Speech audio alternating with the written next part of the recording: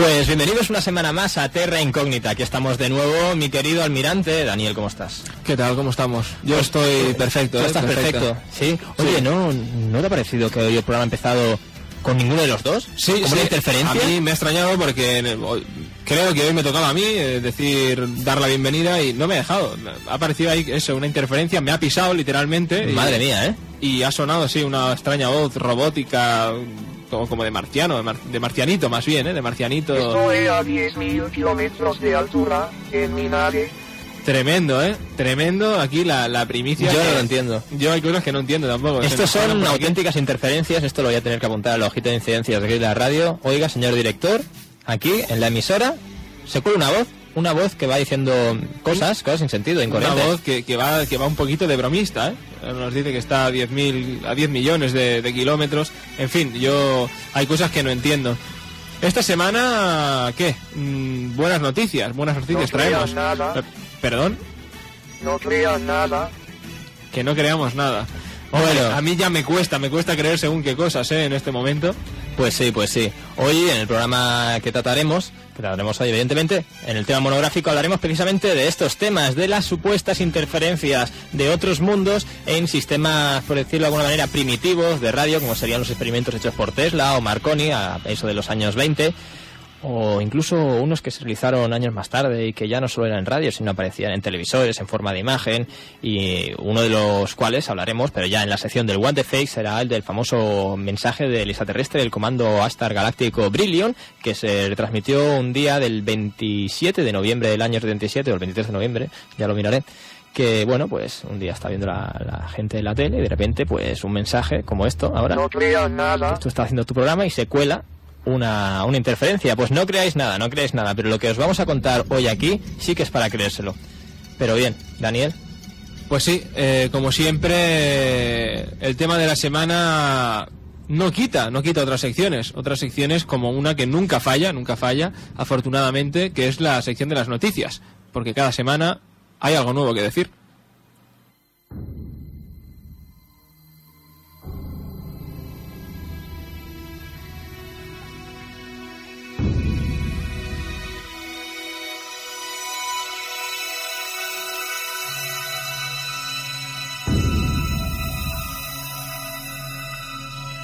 Saludos reptilianos.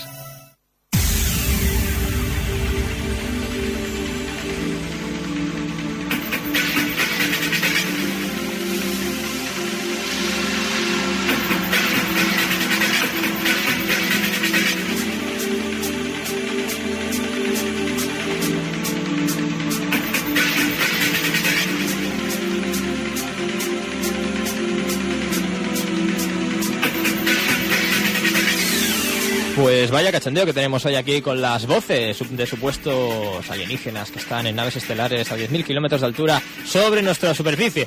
Y bien, Daniel, tu primera noticia tratará sobre... Pues vamos a hablar de la población canaria. En concreto vamos a irnos a el supuesto y a veces un poquito desconocido origen, ¿no?, de la población canaria, porque bueno, muchas veces se ha de dicho... los guanches. Sí, muchas veces se ha dicho esto, que los guanches podían proceder del norte de África y tal. Pues bueno, pues parece que la cosa está cada vez más clara.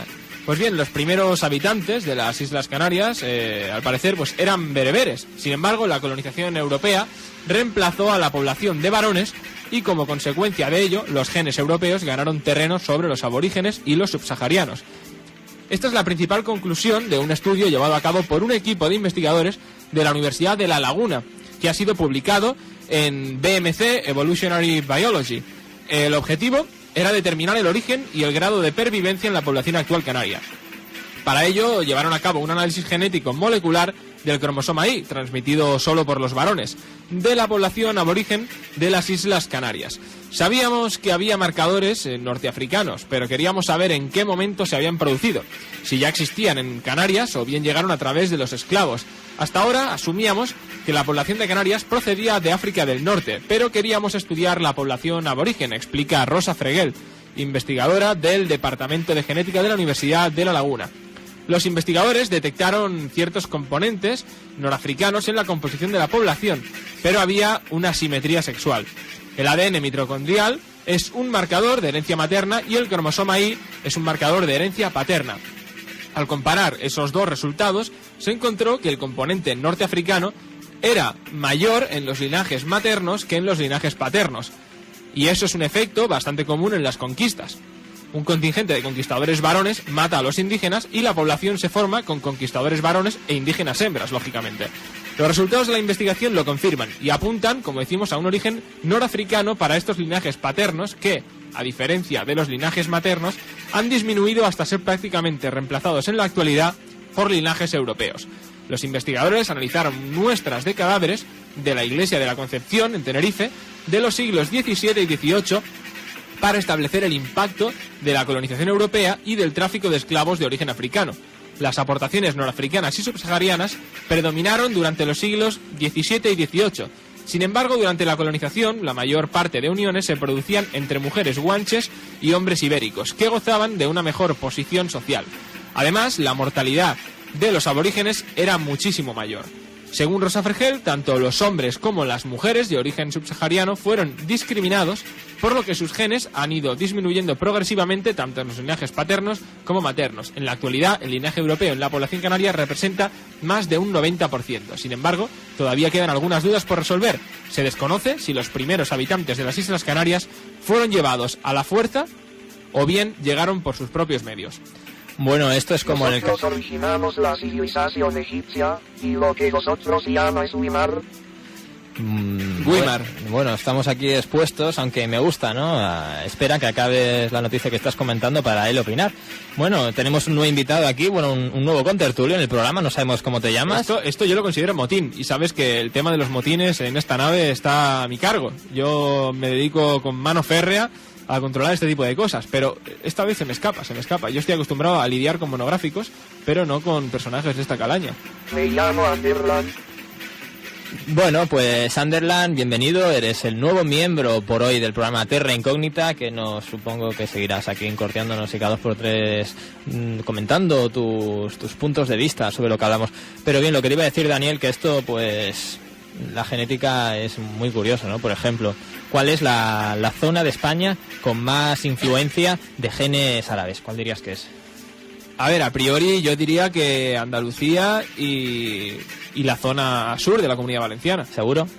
Hombre, seguro no lo sé, porque seguro que ahora dirás, pues no. Pues no, efectivamente tocaba. No es así, sino no es más morisca, por así decirlo, Cataluña que Andalucía, y no porque la mayoría de los catalanes actuales de ahora pues provengamos de migrantes andaluces, sino más bien porque toda la península se podría decir que es bien morisca. Y si me apuras, Granada, como se diría que era el último reino moro, el último reino moro, con todo aquello de la que se rindió Boabdil, ¿no? Y que abrió la puerta a los reyes católicos, pues mira, ahí tendría que ser el último sitio donde más moros tendría que haber. Pues es mentira, aparte, porque los arrasaron, o sea, ahí precisamente arrasaron con todos los moros. Los tópicos qué malos son, ¿eh? Y tuvieron que repoblar, entre comillas, la zona con gente del norte que supuestamente era la más pura, por así decirlo, ya que los moros todavía no habían intentado conquistar. Bueno, sí que lo habían intentado, pero no lo habían conseguido conquistar ese territorio. Y bueno, pues precisamente en Granada y en esos puntos del sur de España es donde quizás haya menos esa impronta genética de los... Ahora me sorprendo yo cómo cuando uno va por Córdoba, Jaén, Almería, se encuentra a esas chicas que algunas parecen que dices, oye, esta viene de Dinamarca o por ahí. O no. Claro, es lo único que pensaba. Yo lo que me encuentro es cuando voy allá abajo, que ellos se creen muy tienen 3 sangres, la judía, la árabe y la castiza.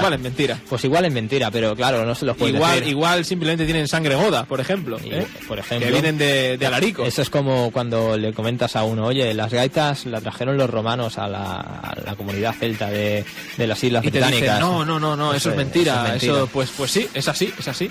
Bueno, pero puestos a hablar de temas así que afectan a la creencia de la sangre y rollos de estos raros, pasamos a otra más universal, se podría decir, más misteriosa aún, y es que unos científicos, un equipo internacional de astrónomos, pues han detectado una fuerza desconocida que podría estar actuando sobre la materia oscura del universo.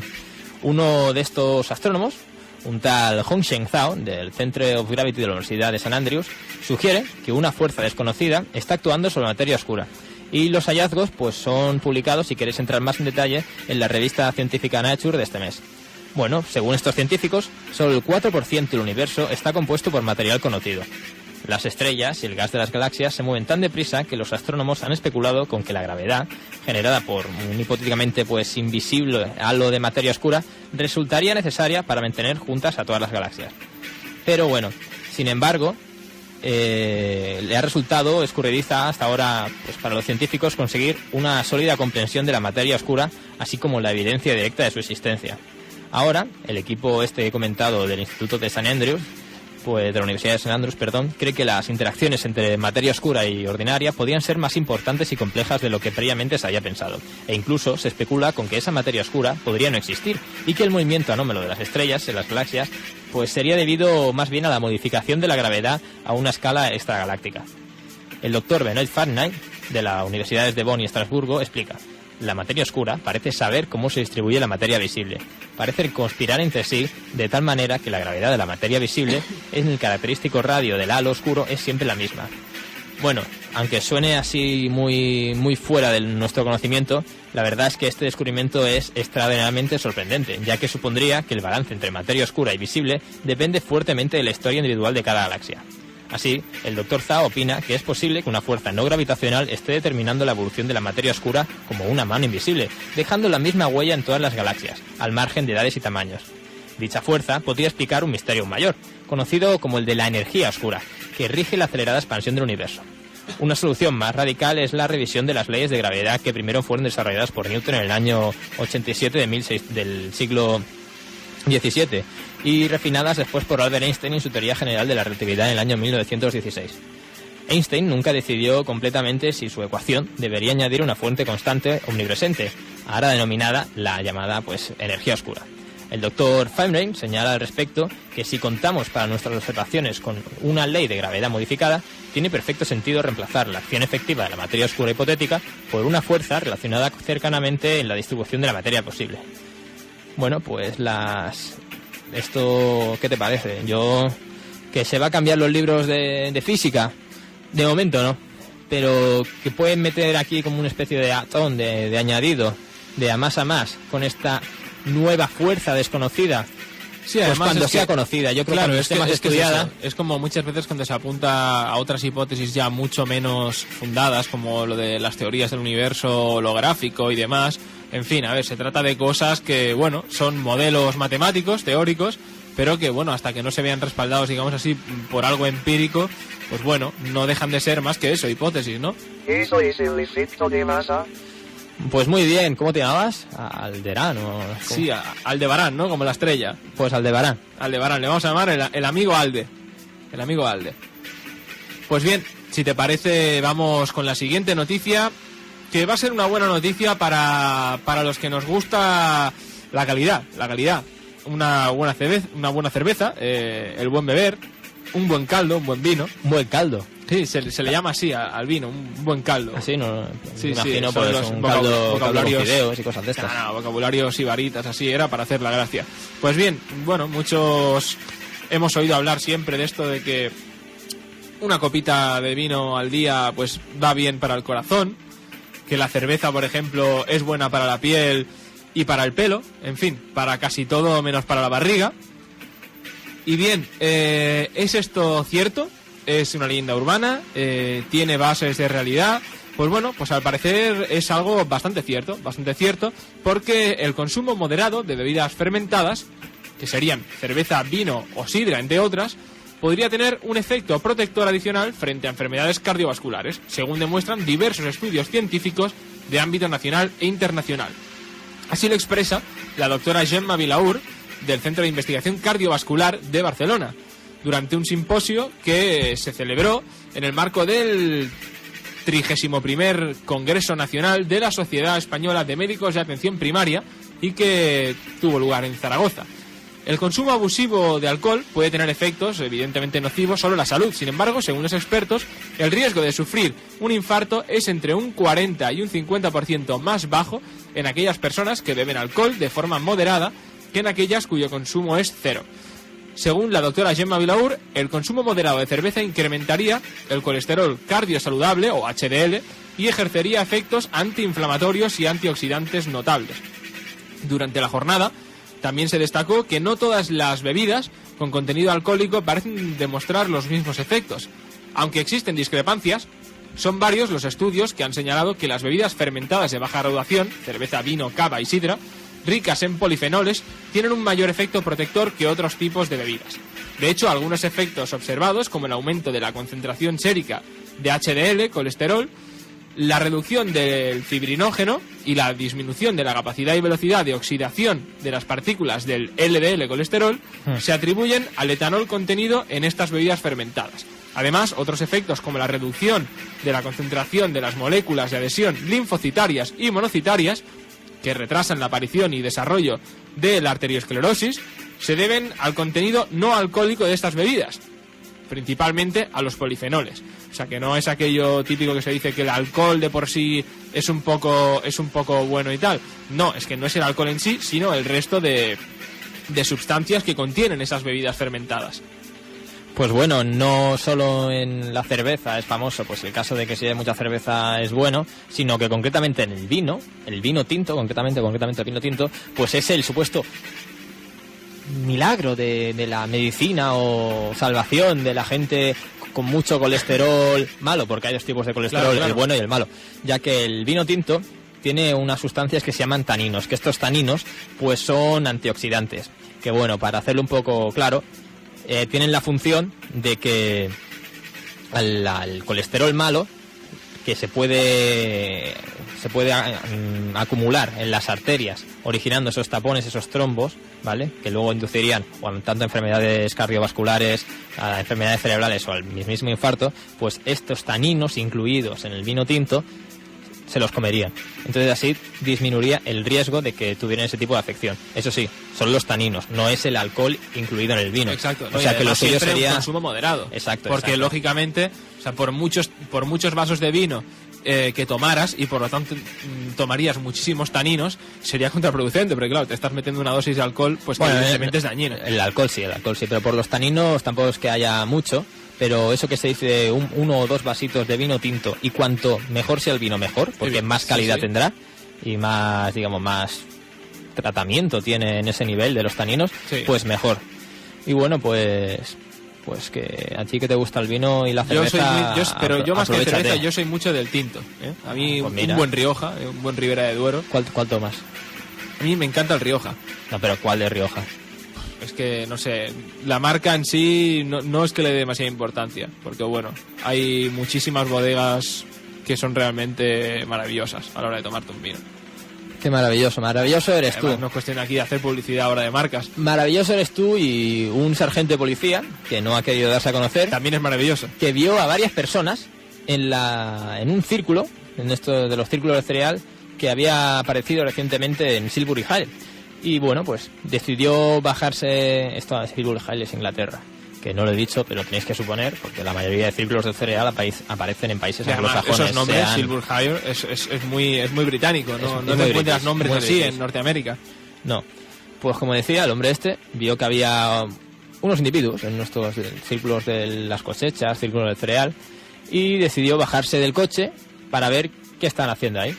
Bueno, en ese momento, es a decir que el tío no estaba de servicio, pero cuando se acercó a los círculos, observó que esas personas tenían una extraña característica, como pasa en otros muchos casos de encuentros en la tercera fase, que esos individuos antropomorfos, él pensaba al principio que se trataba de personas, medirían alrededor de unos 2 metros de altura. Y, curiosamente, también tendrían el pelito rubio y que emitían, quédate con esto, un sonido como de electricidad estática. Es ese sonido que siempre decimos de... Ojo, porque hoy hablaremos de esto en el monográfico también, ¿eh? Pues bueno, quédate, son los típicos, los friendship, ¿no? Los típicos nórdicos de 2 metros, las tías están muy buenas y te ofrecen... Villas Boas, el caso de Villas Boas. Me la has quitado la boca. Bueno, pues al percatarse de su presencia, estos seres, este trío de personas, huyó del lugar a una velocidad que él, el policía, jamás había visto en un ser humano. Bueno, el oficial, como podemos suponer, regresó a casa y se puso en contacto con varios especialistas en fenómenos ufológicos para relatarles y consultarles sobre su extraño encuentro. ¿Qué hace una persona cuando ve una luz rara, un ser extraño y se asusta? Llama a la policía. ¿Qué hace un policía cuando ve lo mismo? Llama a los ufólogos. Quédate con eso. Pues claro, él mismo sabe que por mucho que hable con sus superiores tampoco le van a dar mucha información. Pues este policía se ha negado a aportar más datos o su nombre debido a que es un asunto personal donde existe un agente implicado. Un investigador, el investigador Andrew Russell, especialista en los llamados crop circles, círculos cereal, está investigando actualmente este caso y en nombre del propio oficial de policía. Él, al principio, pensó el policía que eran forenses oficiales, ya que estaban vestidos con los típicos trajes blancos que estos utilizan o algo similar. Detuvo su coche y se acercó a ellos. Medían, como decía, 2 metros de altura y todos tenían el pelo rubio. Al acercarse al borde del círculo, escuchó un sonido que él describió como de electricidad estática. El policía empezó a gritar a los presentes para alertarles de su presencia, ¿no? Para decirle, oye, que estoy aquí, ¿qué estáis haciendo? Pero estos, en un primer instante, no le hicieron caso, ni le miraron. Como hologramas. Pero en cuanto entró en el círculo, o sea, propiamente en el trigo doblado, pues se levantaron y corrieron. Pero corrieron más rápido que cualquier persona que haya visto. Y bueno, miró a un lado durante un segundo y al girarme habían desaparecido. En ese momento, cuando no había nadie, pues es cuando más se asustó. Y seguía escuchando ese extraño sonido, pero le invadió una sensación de miedo y regresó a su coche. El resto del día lo pasó con un fuerte dolor de cabeza y no podía caminar. Y bueno, pues... Dato importante, ¿eh? Típico de estos encuentros en tercera fase, que luego hay dolores de cabeza, sensaciones a veces de náusea, problemas musculares, como decía el que no podía caminar. Y problemas más chungos, como hablamos hace poco en el caso de aquello de las luces oculares en Brasil. Sí, sí. Eran mis camaradas, los encontraste, se tuvieron que ir, ellos solo querrían que supieras la verdad. No sé, a mí ya este ser me está cabreando un poquito, ¿eh? Bueno, es igual. Pues como decíamos, este caso ocurrió concretamente el pasado 6 de julio, durante la mañana, cuando el oficial pues se encontraba conduciendo hacia su casa, habiendo acabado sus tareas oficiales como policía. Pues bien, la verdad es que a mí esta noticia pues me parece que le viene al pego al tema de hoy. O no. Porque es un típico, si es verdad, es un típico cuento en tercera fase. Yo creo que le viene al pego por una cosa clave, que es lo que tú has dicho del sonido el sonido así como de electricidad estática, el sonido así un poquito como de interferencia. Porque bueno, muchos de los casos que vamos a comentar hoy pues están relacionados siempre con ese tipo de sonidos que interfieren en los aparatos eléctricos, cosas como esto que estamos oyendo ahora mismo, que no tiene ningún sentido, nos está atacando, me está, digamos, sableteando cual florete el oído interno. Ten cuidado. Cosas. Yo no oigo nada, tío. ¿Tú no oyes nada? Pues yo sí que lo estoy oyendo, ¿eh? Es una cosa muy grave. ¿Me estás diciendo que es una cosa que solo oyes tú y que yo no estoy oyendo? Sí, probablemente sea algo alucinógeno. ¿Y cómo es? ¿Cómo es el sonido? Escríbemelo. Me está doliendo mucho. Bueno, básicamente, que los casos de los que vamos a hablar hoy están todos relacionados con eso, con los asuntos de los temas de interferencias de sonido, que al parecer no se sabe bien de dónde vienen, no se conoce bien la explicación, y en algunos casos la gente, después de esa irrupción de sonidos extraños en su aparataje, comienzan a tener visitas de seres extraños. Ya pueden ser de tíos de 2 metros o de Men in Black, por ejemplo, de Men in Black. O sea, en el monográfico de hoy trataremos el tema de las interferencias de origen desconocido cuando nadie las puede estar emitiendo. Inteligentes, ojo. Inteligente, claro. Como sería el caso de un tal Bob, que un día estaba probando en su casa estas cosas que se llaman radioaficionados, ¿vale? Y está hablando, está poniéndose en contacto con quien fuera. Y de repente empieza a escuchar como una especie de voces, algo inteligible, y decide cambiar de canal. Pero en el momento de cambio de canal, y que nadie, aparte que no está hablando con nadie puede saber que ha cambiado de canal, la misma voz se escucha en el nuevo canal y dice: oye Bob, por favor, préstanos atención. Mantente en el canal. Y eso es lo que os decimos a vosotros: prestar atención y mantenernos en el canal, puesto que ahora toca el tema del monográfico.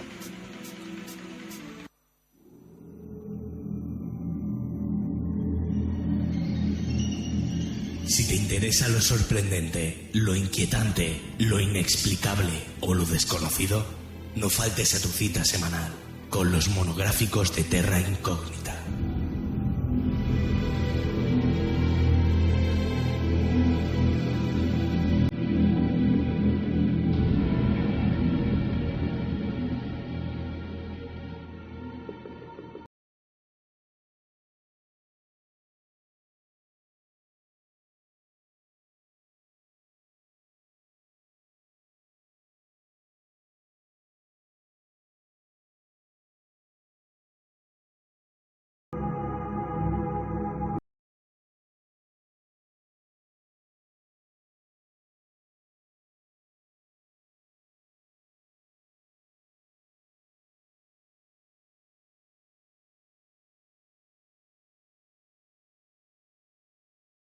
Bueno, en el monográfico de hoy hablaremos de cómo nosotros, los entes cósmicos, nos ponemos en contacto con vosotros a través de las ondas de muy baja frecuencia. No entiendo nada, tío. No sé, pero... Esto es un juego del universo. Quien quiera que seas, Aldebarán, Aldebarico, te vas a callar. Te vas a callar porque nos estás chafando aquí, nos está chafando el programa y esto no puede ser así. Pues sí. Habrá que tomar medidas, habrá que poner aquí algún inhibidor de frecuencia o algo, porque esto es sabotaje ya. Espero que nos respetes, marcianito cósmico, y que nos dejes tratar este tema que, aunque parezca así un poco del cachondeo, es bastante serio, ya que el propio, como hemos dicho al principio, Nikola Tesla o Marconi, los creadores de la radio, se podrían decir, fueron pioneros. Ellos, incluso Nikola Tesla, afirmaba que era el primer hombre, tenía el privilegio, es el primer hombre en entablar contacto con otros mundos por medio de las ondas, de ese gran misterio que se había descubierto, esa nueva tecnología que permitía transferir información, transferir la voz, mensajes a través del tiempo sin cables. Un fenómeno que, como veremos, irá evolucionando, como es en el caso de las psicofonías, que después pasaron a llamarse, cuando aparecían en la tele, pues las psicoimágenes, y bueno, no solo han aparecido en la tele, ¿no? Después se podían grabar en los ordenadores, se podían grabar en los teléfonos móviles, se podían grabar en los contestadores de los teléfonos de casa. Es un fenómeno que evoluciona. Quizás lo que vayamos a oír hoy, el tema que tratemos hoy, va a ser los inicios de la transcomunicación instrumental. Podría ser. No se sabe la causa, como es que tanto puedes decir que son los de arriba como que son los que están en el otro lado. No se sabe. Nosotros, ¿por qué nos inclinaremos? Ya lo veréis. Yo de momento voy a decir, como diría John Keel, los ultraterrestres.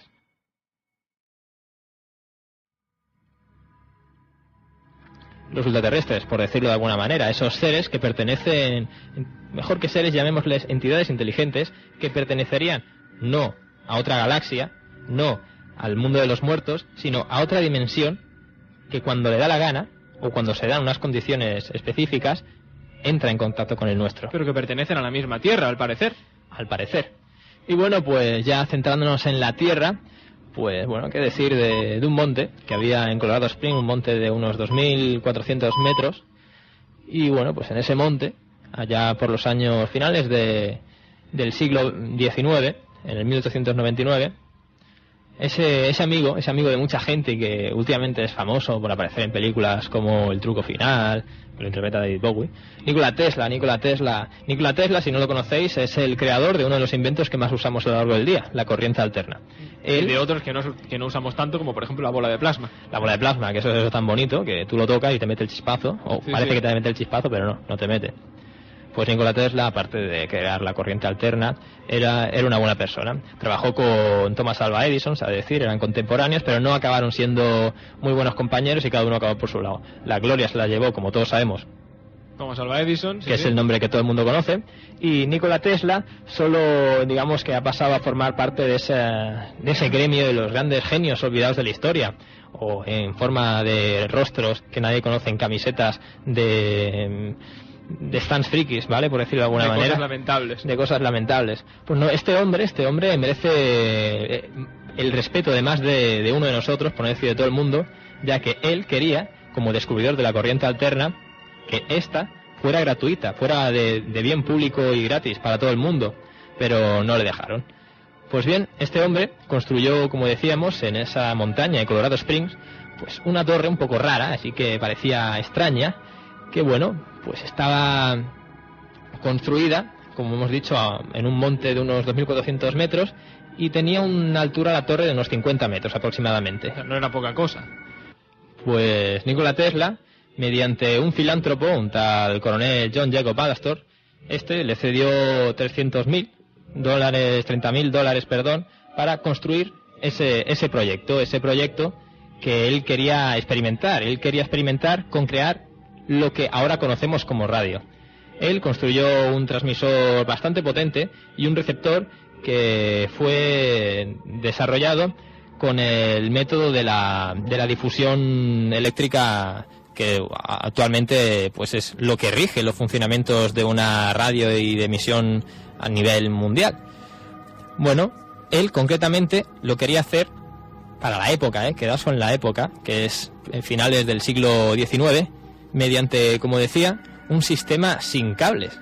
O sea, quería construir una energía que viajara por el espacio sin cables y que fuera capaz, pues, de encender motores o de encender lámparas o de ponerse en contacto con otros puntos mediante el envío de mensajes.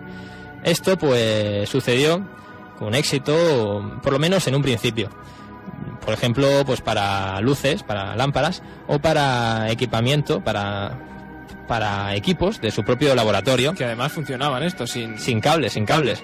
Pues bien, al mismo tiempo que ocurría esto, pues a miles de kilómetros de distancia, otro joven, llamado en este caso Marconi, que a muchos os sonará también, es el creador oficial de la radio, pues estaba jugando con unas baterías y una serie de aparatos eléctricos, y bueno, pues ese mismo verano Marconi consiguió emitir la letra V, que en código Morse serían pues 3 puntos y un guión, pues transmitir este mensaje de una única letra a un receptor bastante rudimentario que, bueno, estaba, digamos, manejado por sus ayudantes, pues a menos de 50 kilómetros, serían unos 70 kilómetros de la zona donde él estaba emitiendo, ¿no? Pues bueno, esto tiene importancia porque, en principio, tanto este emisor de Marconi como el de Tesla, pues serían los dos únicos aparatos de radio operativos hasta entonces del planeta Tierra. Bueno, estos dos y los receptores del experimento de Marconi. Sí, claro, pero me refiero que serían los dos únicos genios, las únicas personas capaces de desarrollar esa tecnología. Pero bueno, por lo visto, en algún lugar tendría que haber un tercer transmisor de mensajes, ya que una noche, mientras Nikola Tesla estaba trabajando solo en la montaña, en su laboratorio de la montaña, todo su equipo, de repente, sin haberle Nikola Tesla encendido la luz, se encendió todo, sin motivo aparente. Y lo más extraño de todo es que recibió, pues, una especie de señal inteligente, pero con un tono indescifrable. Él mismo, Nikola Tesla, afirma que él, por supuesto, como gran eminencia científica, eso lo digo yo, pero como gran eminencia científica y conocedor de los principios de la energía eléctrica, pues está familiarizado, pues cómo no, pues con las interferencias eléctricas, y que, bueno, pues podrían ser producidas o bien por el sol, o bien por fenómenos de auroras boreales, o por corrientes de la Tierra, pero él más tarde escribiría que estaba seguro de lo que pasó lo que ocurrió esa noche no fue causado por ni ninguna aurora boreal, ni ninguna interferencia provocada por las radiaciones solares, ni las radiaciones terrestres. No, eso tendría que venir no de la Tierra, sino de otro planeta. Así, él siempre creyó que fue la primera persona del mundo en entablar contacto con seres o inteligencias de otros mundos. Bueno, Tesla fue el primer científico en interceptar estas misteriosas señales aparentemente inteligentes en formato, por así decirlo, de ondas de radio, que, bueno, pues por lo visto estaban penetrando a lo largo y ancho de todo nuestro planeta.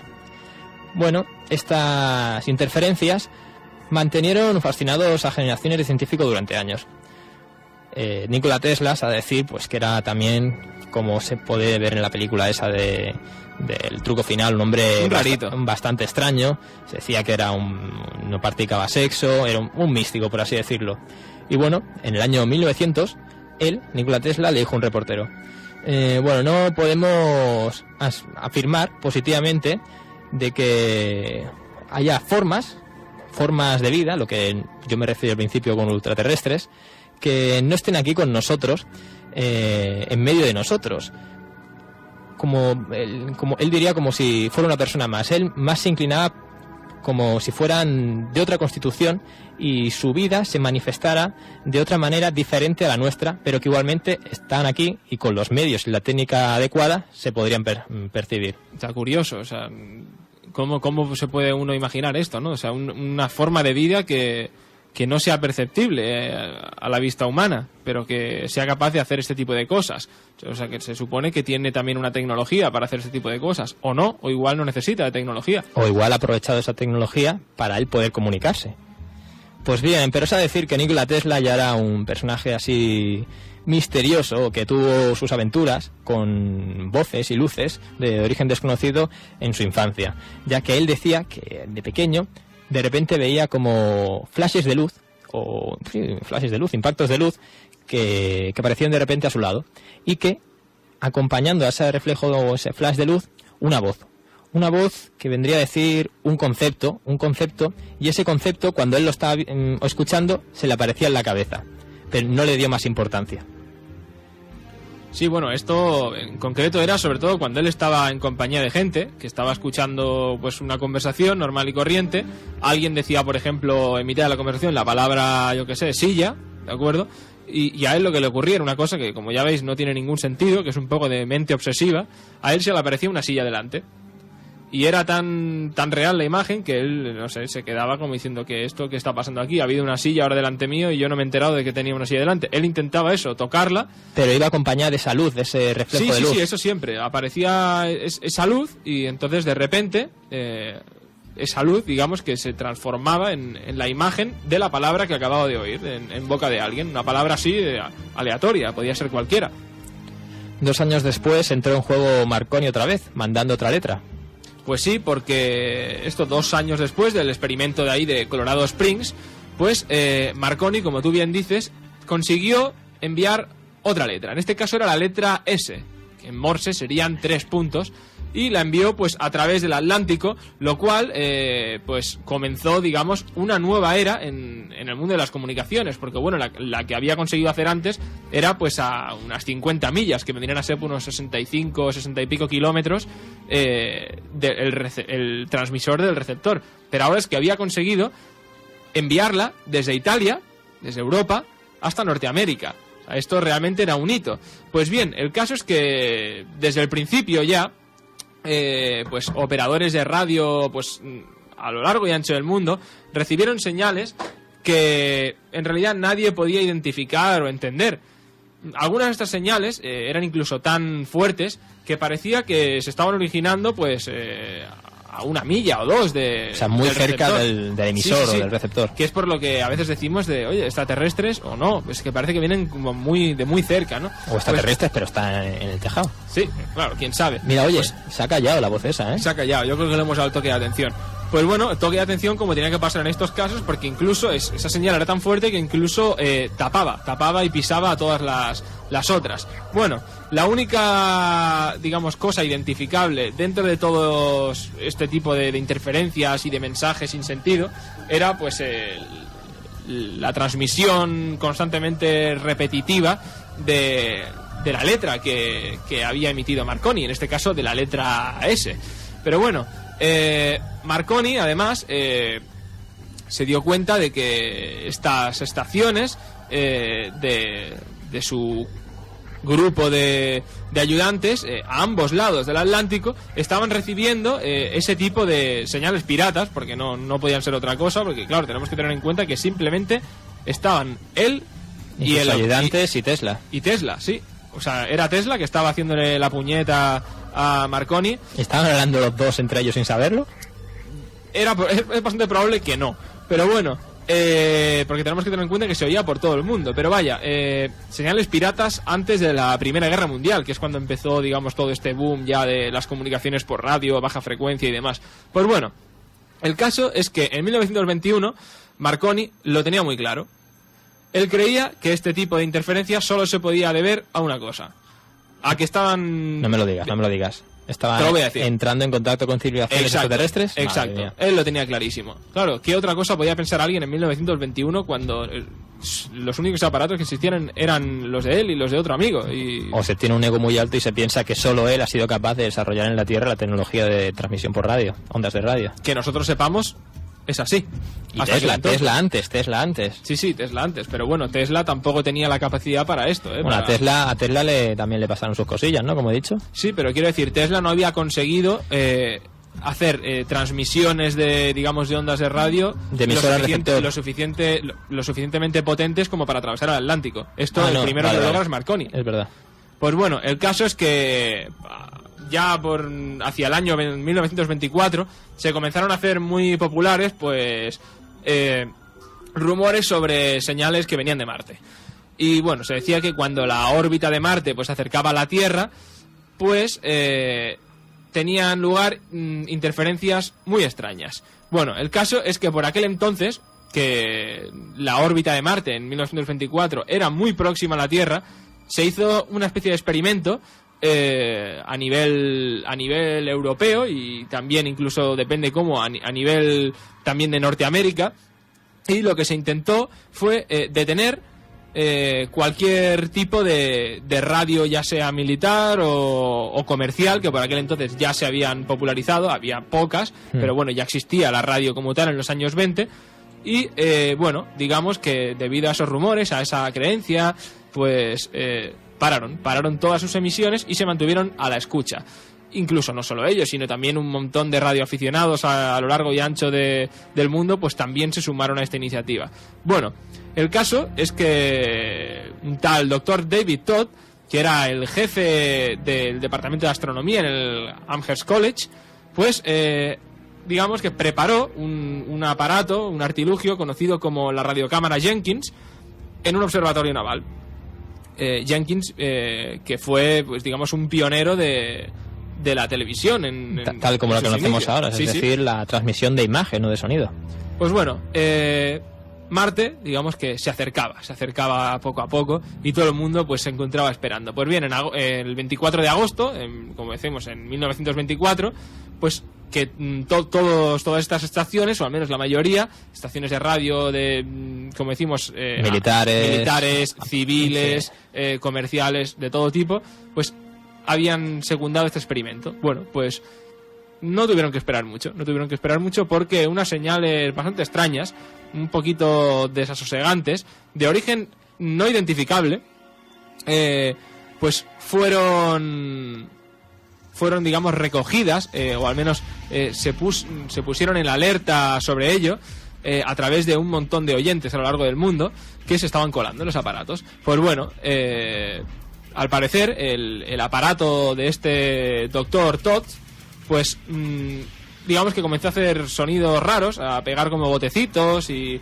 o sea, el aparato le iba a pasar algo, eso era evidente. Bueno, pues en aquel entonces, que su función de este aparato, que no lo he comentado, era por eso se llamaba radiocámara, era la función que tenía era las ondas de radio que recibía, convertirlas digamos en símbolos visuales.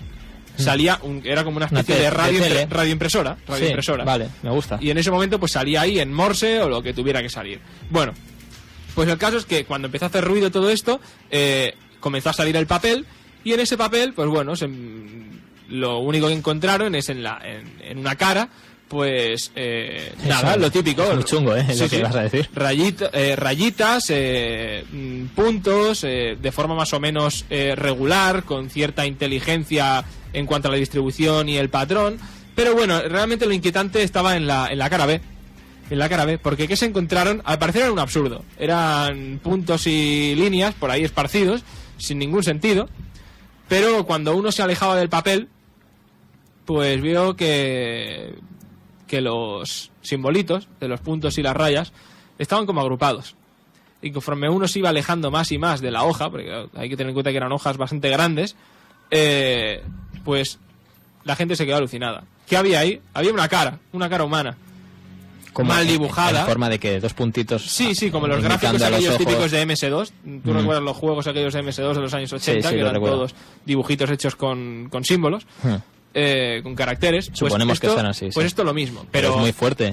Pero claro, lógicamente mucho menos sofisticado. Sería simplemente una forma, igual sería lo parecido a un smiley de estos de hoy, una carita sonriente o algo así. Pero claro, a ti te pasa eso y te quedas un poco, hombre, 1924, ¿esto qué narices es?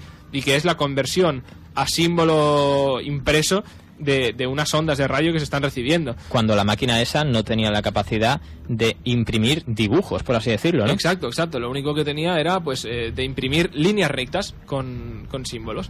Pero bueno, digamos que esa transmisión, digamos que entendía el mecanismo de la máquina, y lo que hizo fue ir dejando en esas líneas uniformes, dejando espacios en blanco con tal de que conformasen una cara. Bueno, ¿fraude? Pues a ver, ¿cómo lo sabemos? ¿Cómo sabemos si puede ser fraude o no? Porque claro, esta máquina en principio no estaba capacitada. En fin, En fin, es que el caso de este experimento fue muy sonado alrededor de todo el mundo y fueron varias personas, radioaficionados, que con sus equipos, que es decir, equipos muy rudimentarios, también habían interferido extrañas señales ese día.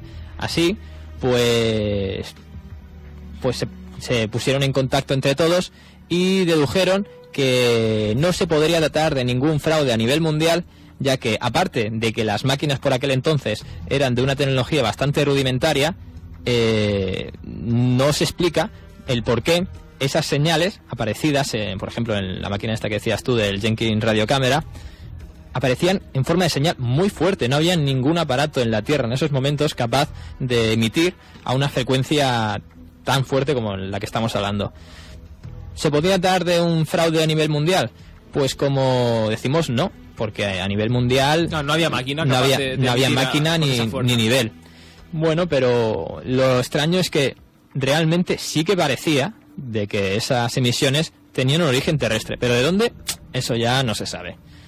Bueno, pues así seguimos a través de los años 20, del siglo XX, cuando esas señales pues seguían continuando, seguían haciendo esas interferencias, y concretamente ya en el 1930 el doctor Hughes Mansfield Robinson pues también inició una serie de experimentos con unos aparatos de alto nivel que eran pues unos receptores, y bueno, pues había empezado estos experimentos en el año 1921. Él, a lo largo de estos 9 años que duró el experimento, recibió pues señales, lo que parecían señales inteligentes, de 30.000 metros de longitud de onda, y no solo él, sino que Ernest B. Rogers, el ingeniero a cargo de otro experimento, pues... del mismo experimento, sí. Pues se sintieron pues bastante entusiasmados al afirmar que podían tratarse de señales de origen extraterrestre, porque están convencidos... Como siempre estamos con esto, con la hipótesis que baraja aquí todo el mundo, la mínima que se encuentran cosas de estas es con que se trata de extraterrestres. Ya, básicamente por lo que he dicho, ¿no? De que no claro, existía en la Tierra instrumentaje capaz de emitir con la frecuencia que se estaba recibiendo. ¿Qué iban a pensar si no? No, en esos tiempos no se tenía la conciencia extraterrestre como se tiene ahora, de algo friki, de algo... Friki, no, es que no se me ocurre otra palabra mejor que decir, algo friki, algo más allá del entendimiento científico. No, se tenía como, si no es de la Tierra, ¿por qué no? Tenían una mente más liberal, eran los pioneros, eran los inicios, además, en que se daba... Hay que tener en cuenta que por aquel entonces incluso científicos muy serios no descartaban el hecho de que quizá en la Luna pudiera haber vida. Exacto. Muchos lo pensaban, claro, no se había estado nunca. Era la época en que los observadores veían canales, en Marte, fauna... Lo daban por hecho directamente, pero en fin. Pues bien, años más tarde, un radioaficionado llamado Grodd Rover, pues informó que él había estado recibiendo pues una señal fuerte en forma de puntos y de esos guiones que parecían provenir del espacio en el año 1939. Él construyó pues también una antena, como había hecho Tesla en su momento. Sí, esta sería de unos 12 metros. De unos 12 metros, más pequeñito, tenían menos presupuesto. Claro. En Wheaton, en Illinois. Pues bien, el hombre lo que dijo era que en repetidas ocasiones estas señales tenían una duración incluso de 8 horas cada vez que sonaban, o sea, 8 horas ininterrumpidas. Y estas señales parecían que provenir de un punto específico en el cielo. Esto eran pues en la época en que la radioastronomía estaba en pañales, eran los inicios de la radioastronomía. Y estas señales estaban siendo detectadas desde Venus, incluso desde Júpiter, pero estas aparecían pues afectar a cualquier parte, a cualquier lugar del planeta, ¿no? Sí, además se dijo que podían deberse, por ejemplo, pues a algún tipo de interferencia, ¿no? De origen natural que pudiera provenir pues de digamos el campo electromagnético pues de Venus o de Júpiter, pero vaya, que no fue así, o al menos eso es lo que se piensa. Concretamente el profesor Hermann Ober, un pionero de lo que respecta a materia de cohetes alemán, pues trabajó con radiotelescopios y sugirió que estas señales inteligentes estaban viniendo de distantes estrellas de los sistemas Epsilon Eridani y Tau Ceti. Ambos estaban pues a una distancia de 11 años luz. Él basó sus cálculos en erróneas pues presunciones, ya que estas señales eran muy esporádicas. Al menos eso creía él. Pero en realidad, pues como estamos viendo, parece que le llegan a todo el mundo que tuviera en esa época un aparato de radio. O sea que no serían esporádicas, sino que tendrían un carácter constante en el tiempo. Sí, con lo cual esta explicación, pues no, ni venían de Epsilon Eridani ni de Tau Ceti. Él decía más a más que solo se podían recibir cada 22 años. Y bueno, pues viendo que no era así, 22 años porque 11 años luz, ¿vale? Claro. O sea, 11 años para emitir y 11 años para recibir. Pero como estamos diciendo, no es así. O sea, las interpretaciones del profesor Hermann Oberth eran incorrectas, ya que él no sabía que en otros puntos del mundo y en diferentes años anteriores están recibiendo, si no lo mismo, algo muy parecido en diferentes radios, pues tanto sí, de nivel militar como amateur. Además, el caso es que, si, por ejemplo, la verdadera naturaleza, ¿no?, de este fenómeno, porque es así como lo tenemos que llamar, no podemos hablar ni de extraterrestres ni de nada, es un fenómeno extraño, pues si se tratara de algo electromagnético, por ejemplo, y la Tierra se encontrara pues constantemente bañada y rodeada pues por rayos de energías aparentemente inteligentes o aparentemente bajo una dirección inteligente, que no sería lo mismo, pues entonces evidentemente esas manifestaciones pues claro, son sorprendentes porque de esto no se tiene conocimiento ninguno. Pero vaya, el caso es que esto es lo que uno debe preguntarse, es que estas señales, por ejemplo, pueden haber existido desde muchísimo antes desde que nosotros los humanos pues hayamos desarrollado la capacidad, ¿no?, para poder interceptarlas. Pueden haber estado existiendo durante miles y miles de años, quién sabe si durante millones de años, antes de que el ser humano, por ejemplo, inventara la radio. Bueno, el caso es que solo ha sido posible, o al menos lo creemos, a partir de la invención de aparatos que sean capaces de lidiar con este tipo de frecuencias, pues a partir de entonces podemos oírlos. Pero bueno, quién sabe si los famosos sacerdotes en los templos iniciáticos y demás que utilizaban en sus ceremonias extraños cristales, no sabemos muy bien para qué hoy en día, o por ejemplo se dice. O por ejemplo otras cosas que ya de las cuales sí que hay pruebas, por ejemplo, de que se construía todo en oro, en el interior de los templos, todo tenía que ser de oro, y los sacerdotes tenían que llevar una especie de planchas de oro en el momento en que se ponían en contacto con la deidad o algo. Bueno, se sabe que el oro es un conductor bastante bueno. De hecho, se utiliza, por ejemplo, a día de hoy en componentes informáticos también, a nivel de tamaños minúsculos. Es muy buen conductor eléctrico. ¿Tendría algo que ver en los tiempos de la antigüedad? Hombre, yo creo que nunca lo sabremos. Yo creo que tampoco. Pero y yo me inclino por un no. Yo me inclino por un... No sabría qué decirte exactamente. ¿Por? No lo sé. Hay cosas en la antigüedad que un día ya dedicaremos pues a algún programa a esto que no tienen mucho sentido. ¿Por qué usar unas parafernalias de distinto tipo que luego se demuestra que son muy buenos conductores de electricidad y demás, cuando podrían haber usado cualquier otro material que, por ejemplo, no necesitaban comerciar para obtenerlo? Esto es un poco parts. Sí, es un poco opars mezclados con cuestiones de interferencias, de posibles manejos de electricidad. Está todo un poquito relacionado y, bueno, como siempre, no todo es tan sencillo de reducir a una conclusión. Hombre, sí, has mencionado antes el campo electromagnético de la Tierra. Se dice, alguna vez hemos hablado de él, ahora no lo recuerdo exactamente, pero hay una radiación, una frecuencia que emite la Tierra, digamos que sería el DNI de la Tierra. No sé si recuerdo, es que no lo sé, no sé qué valores tiene, pero que estaría en armonía con nuestras frecuencias electromagnéticas, eléctricas en este caso, de nuestro propio cerebro, ¿vale? ¿Quién te dice que no unas alteraciones que por X motivo se están dando lugar en esa época o han existido siempre, y solo hasta que hemos descubierto la tecnología capaz de para recibirlas no nos hemos dado cuenta de que estaban ahí, pero algo nos estaría diciendo quizás la Tierra, de que algún tipo de mensaje? Esto entraría ya pues para hablar de teorías al más puro estilo loveloquiano, de que Gaia, la Tierra, es un organismo vivo en sí solo y que nos avisaría, como diríamos años más tarde en otros casos, en los años 70, cuando estaríamos hablando de la Guerra Fría, que incluso nos llamaban los marcianos desde afuera, desde a 10.000 kilómetros de distancia, como nos decía antes nuestro amigo, para decirnos que, oye, que tengamos cuidado, que nos respetemos, que nos queramos mucho, que no abusemos la tecnología nuclear, que no nos matemos. Quizás sea un mensaje de la Tierra. Oye, ¿por qué no? ¿Por qué no? ¿Por qué no? Hombre, y quizás, siguiendo esta teoría, podría tratarse de que estas entidades que se ponen en contacto con el ser humano y dicen, pues, según qué tipo de mensajes así un poco apocalípticos y de advertencia, que esto lleva ocurriendo pues desde que el ser humano existe.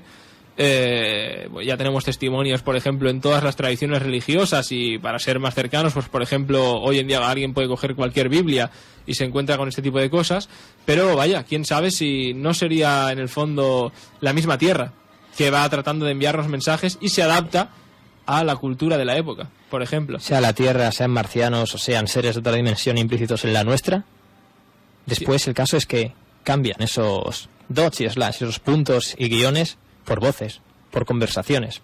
Pero eso es lo que trataremos en la segunda hora, así que hasta luego.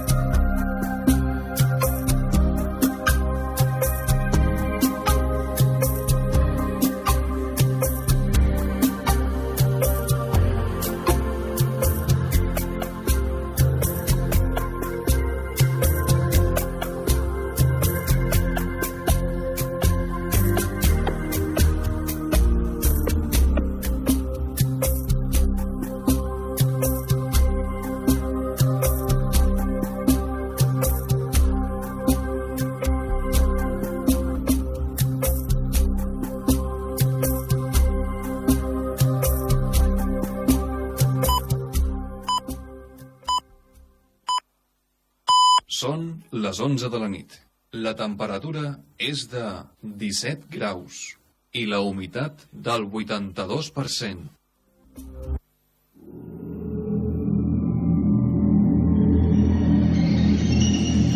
Si te interesa lo sorprendente, lo inquietante, lo inexplicable o lo desconocido, no faltes a tu cita semanal con los monográficos de Terra Incógnita.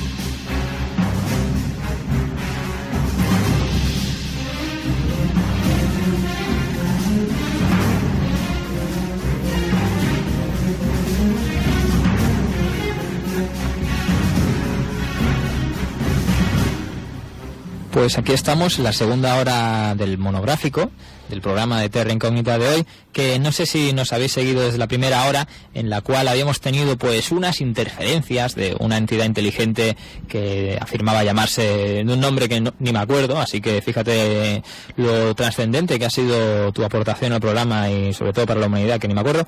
Total, que nos decía cosas, que interfería, eso sí se portaba. Cuando nosotros callamos, él habla, pero no hablaba por ninguno de estos 6 micros que tenemos aquí, no estaba a mi lado, no lo sé, no sabemos de dónde venía. El caso es que en el monográfico de hoy estábamos hablando de eso precisamente, de las interferencias de origen inteligente en las radios, en las radiofrecuencias. En la primera hora hablábamos de cómo los pioneros de la radio, como lo fueron Nikola Tesla y Marconi, allá a inicios del siglo XX, pues también recibían estas manifestaciones de inteligencias, pero en forma de de señales de radio muy fuertes, más, o por decirlo técnicamente, más fuertes de lo que cualquier aparato de radio en la Tierra era capaz de emitir. Por eso ambos creían que habían estado en contacto con civilizaciones extraterrestres.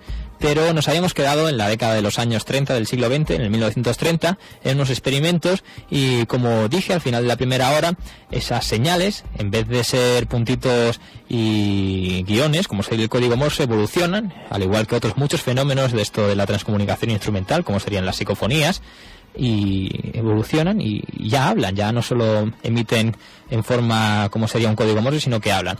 Bueno, concretamente, y bueno, eso de que hablan lo diré más tarde, pero como decía, nos quedamos en la década de los 30 y nos vamos allá al norte de Europa, concretamente a Suiza y a Noruega, en una época en la que era famoso... Suecia, perdón. Los suizos estaban tranquilos con esto, ¿eh? Nunca se pasaban cosas de Son estas. Tranquilos, por lo general, los suizos. Son neutrales. Pues bien, sobre los años 30, en esa región del norte de Europa, se estaba viviendo una oleada de un fenómeno que ellos llamaron los aviones fantasma, que sería algo así como había ocurrido décadas atrás en la costa occidental de Estados Unidos, en la costa norte, creo recordar que era el fenómeno de los airships, que eran pues eso, barcos voladores que cuando no se tenía constancia de una aeronáutica bastante avanzada, pues la gente los veía y se pensaban que eran de otros mundos. Pero cuando decimos barcos, ¿eh? O sea, barcos con velitas y todo. Sí. Pues aquí en Europa veían los aviones fantasma, porque sí que se conocían lo que eran los aviones, pero se podía asociar a lo que estaban viendo era un fenómeno ovni, porque no sabían lo que eran, pero eso sí tenían forma de avión. Pues bien, durante esa época, gente en Noruega y Suecia, como decíamos, pues recibía una enigmática señal que se difundía y bueno, se difundía en sus aparatos de radio bastante primitivos. Bueno, pues ¿qué pasó? Que era una voz que hablaba, se ha de decir que hablaba, en el caso de Suecia, con un mal sueco, pero hablaba y nadie sabía de dónde provenía esa voz. Como decíamos, los aparatos de recepción de radio eran bastante primitivos por la época y la única manera de que alguien estuviera emitiendo de manera ilegal, se podría decir, porque estas emisiones no correspondían a ningún programa oficial de ninguna cadena comercial o pública o estatal, sino que era algo que se estaba colando. Piratas. La gente se preguntaba, ¿esto cómo es? ¿Cómo es así? Si no hay nadie que tenga la capacidad de emitir más allá de las grandes empresas de radio, por así decirlo. Y lo curioso era que emitían una frecuencia que no era muy fácil emitir para un radioaficionado, que era lo que supuestamente era. Y era curioso ese tono, ese mal acento sueco, que bueno, nos recuerda al fenómeno, a mí al menos me recuerda al fenómeno de los Men in Black. Cuando alguien ve un ovni, es testigo de un encuentro en primera, segunda o tercera fase, se dice que es más propio de un folclore que de algo cierto, pero que sí que hay bastantes casos, como dedicaremos en otro monográfico posterior, de que a los pocos días de tú haber estado en contacto con el ovni o los marcianitos, se aparecen unos seres, unos hombres, probablemente dicho hombres, hombres muy extraños, hombres muy extraños que hablan bien. Si tú estás en España, pues te viene un tío hablando español, pero dices, coño, habla raro, tiene un acento, pero que no sabes discernir concretamente de dónde. Pues estaríamos delante de un mismo fenómeno con estas transmisiones extrañas en Suecia. Bueno, el caso es que además se dijo que podía tratarse, yo que sé, de radioaficionados piratas que se quisieran divertir y tal, que luego se vio que, bueno, técnicamente era bastante difícil, pero se dijo que podían ser de Alemania o de la Unión Soviética, pero que, en fin, no se supo mucho más de esto. Bueno, pues como decíamos, en incontables casos de ovnis actuales, los testigos pues siempre han dicho recibir una especie de mensajes en forma de voces guturales o también en forma de esos soniditos del bip bip. Sí. ¿Vale? O que tanto lo recibían en señales de radio como sería en señales de cuando estaban viendo la tele o los teléfonos, o como por ejemplo muchas veces, y hemos leído casos en el que John Keel documenta como testigos de esos sonidos, de esas interferencias, cuando las oyen, salen al jardín a ver y se encuentran que encima tiene un ovni. Bueno, eso es otro tema, pero hoy estamos aquí para hablar de eso. Sí, pero la verdad es que la mayoría de veces ya, pero no va relacionado. No generalicemos, porque por ejemplo en el caso de Tesla o Marconi, había ovnis encima. Hombre, hay quien dice que los ovnis podía tratarse de curiosos y querían estar ahí los primeros en los momentos cumbres de la historia. No lo sé, es hilar muy fino, muy fino. Pero bien, el caso es que es un fenómeno que, como tú bien dices, se repite. Bueno, en muchas ocasiones estas voces o sonidos pues han sido emitidas en los altavoces, curiosamente, cuando estaban apagados.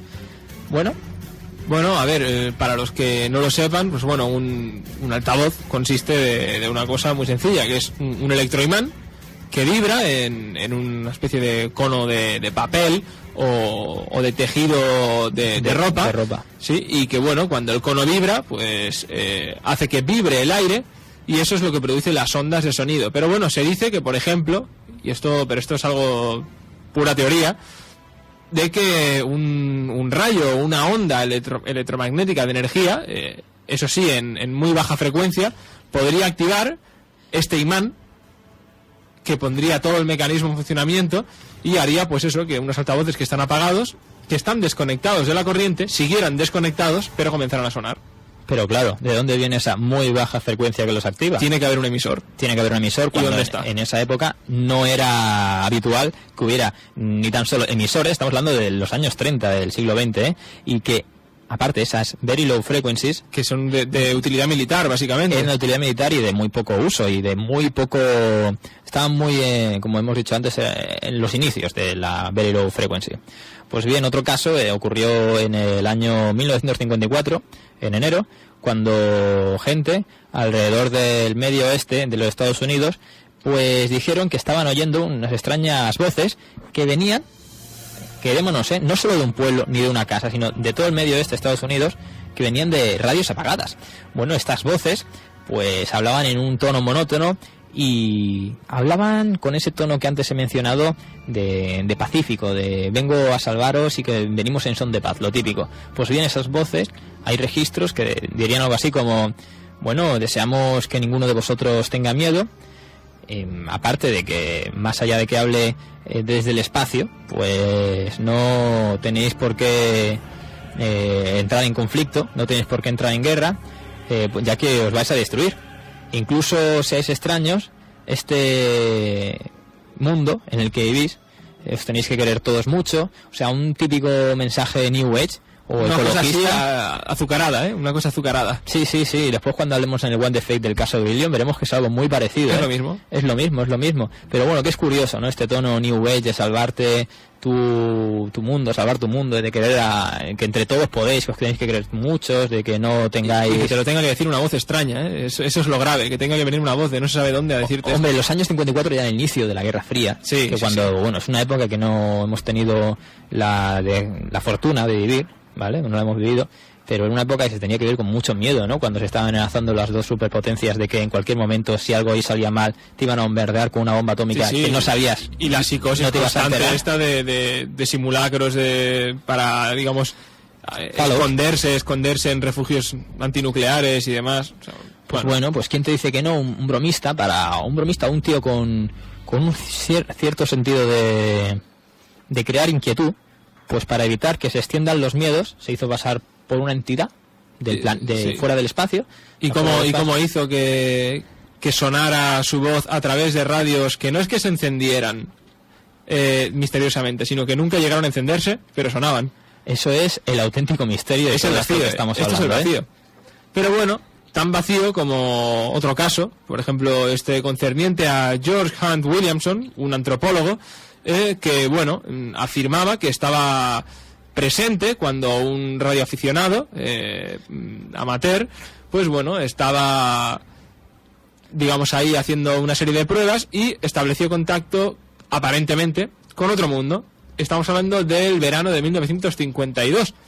Bueno, el caso es que Williamson afirmaba que, bueno, que si bien muchos mensajes podían tratarse pues de un fraude, de un bulo, esto se hubiera sabido inmediatamente porque, bueno, era de tal, digamos, cosa cutre hacer un fraude por aquella época. No estábamos habituados, no estaban habituados como a los fraudes que hoy en día se hacen, grandes montajes publicitarios que, en fin, a menos que que te lo tomes con mucha frialdad y mucha distancia, pues puedes llegar a creer que es verdad. Por aquel entonces los montajes eran bastante burdos y se veían un poco pues a 30 pueblos. Bueno, el caso es que este experimento consistió en que este radioaficionado emitió una pregunta a través de su transistor de radio, de su equipo de radio, y esta pregunta él, eso sí, ya la dirigía a la gente del espacio.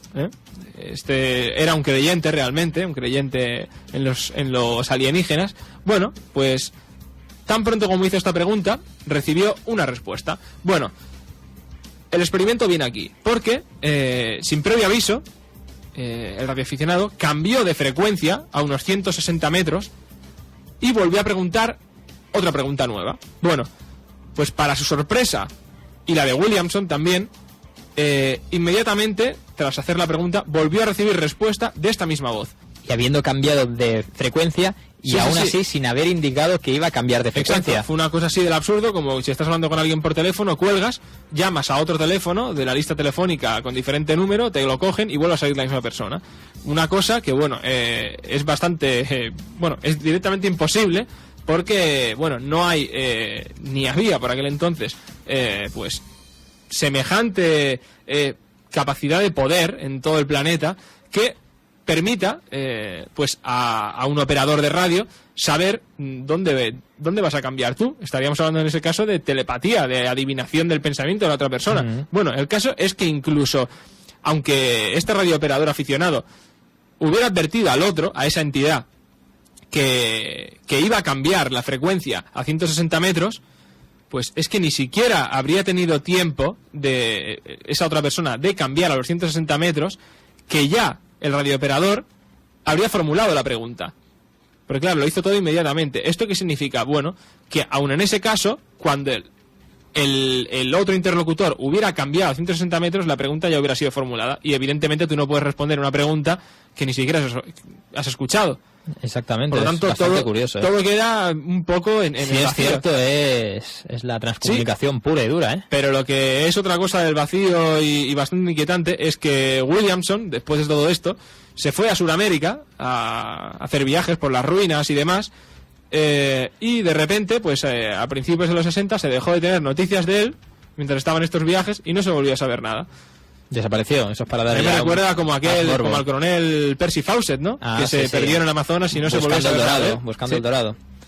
Pues bueno, se ha de decir que en los años 50, pues este tema pues está en boca de todos los, como diría el gran John Keel, los UFO crackpots, los UFO hooligans, es decir, los más frikis. La época de Adamski y demás. Sí, pero bueno, es otra época diferente a la de ahora, también se ha de entender en su contexto.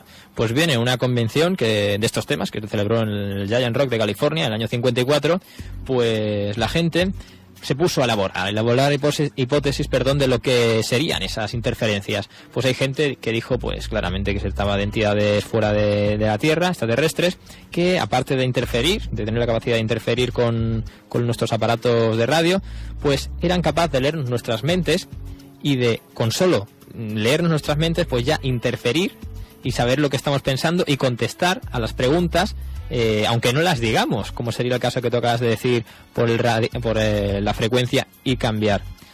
Bueno, pues esto es una paranoia. Estas son, como he dicho, convenciones de frikis, porque es hipotizar y teorizar y decir, bueno, sí, claro,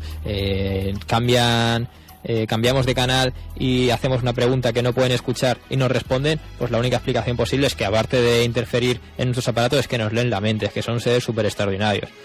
Bueno, por esa época, aparte de que el fenómeno ovni está cobrando pues la importancia de los inicios de esa ufología, cuando está poniendo de moda el tema, pues unos cuantos aficionados a esto de la radio, pues digamos que pasaron a considerarse contactados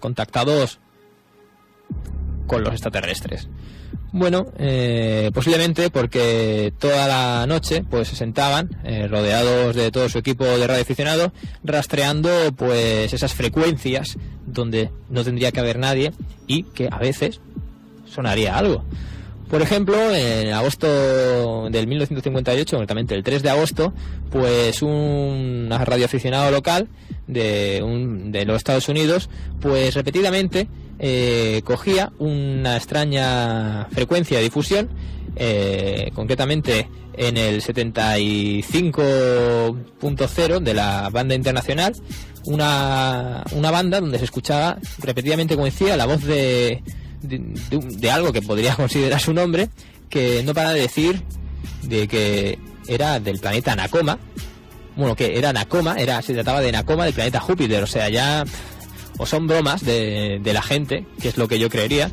Pero bueno, Nakoma, suena indio. Suena indio. Y el caso es que escamó al oyente y este tal Nakoma le estaba dando órdenes y mensajes y cosas positivas, como estábamos refiriéndonos antes en la otra intermisión, de que tuviéramos cuidado con las bombas atómicas, concretamente con esos test de esos experimentos de los lanzamientos de bombas atómicas en White Sands y todo el rollo que había en esos momentos. Bueno, previamente se habían tirado ya en Hiroshima y Nagasaki las dos bombas atómicas, pero en esa época era cuando se estaba más experimentando y potenciando el potencial atómico y estábamos entrando en la Guerra Fría. Bueno, él habló, este hombre, Nakoma, en un mensaje alrededor de unas 2 horas y media interrumpidas, este hombre, en inglés, pero curiosamente también tenía el detalle de hablar en alemán. ¿Por qué? ¿Hablaba en alemán?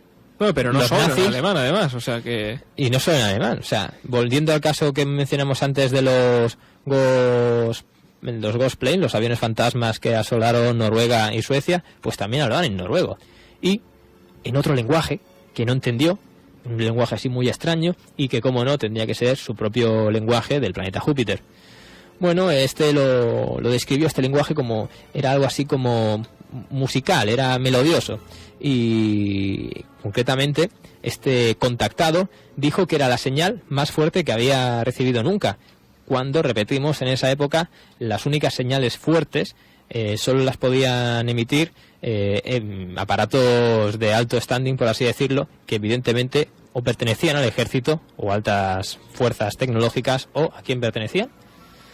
Bueno, pues en una ocasión este contactado dijo que estaba un montón de rato escuchando a esta voz y de repente pues se puso en contacto con otros radioaficionados, amigos y vecinos, y bueno, todos a la vez empezaron a escuchar este mensaje que difundía el amigo, como era, Nakoma, en los diferentes idiomas.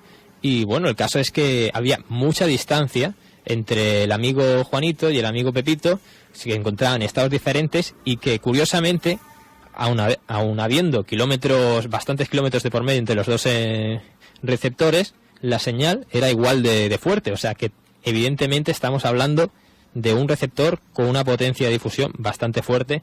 Y además, si descartamos la hipótesis más fantástica, que es la de los extraterrestres o energías ultraterrestres y cosas de estas, se tendría que tratar del gobierno. No, pero es que además hay una cosa que no cuadra, por ejemplo, con la hipótesis extraterrestre de que hubiera, yo que sé, determinado nave nodriza flotando alrededor de la atmósfera y emitiendo a un punto concreto.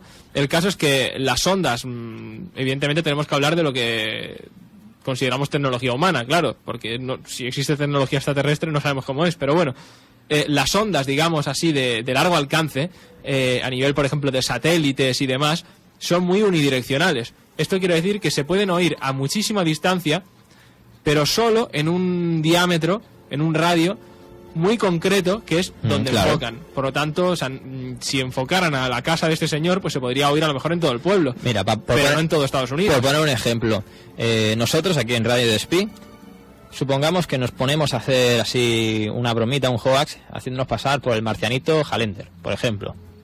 Somos Radio Despí, en el año 2009. Y solo nos podemos escuchar hasta mi casa, más o menos. Bueno, el otro día fuimos a Montserrat y se escuchaba también.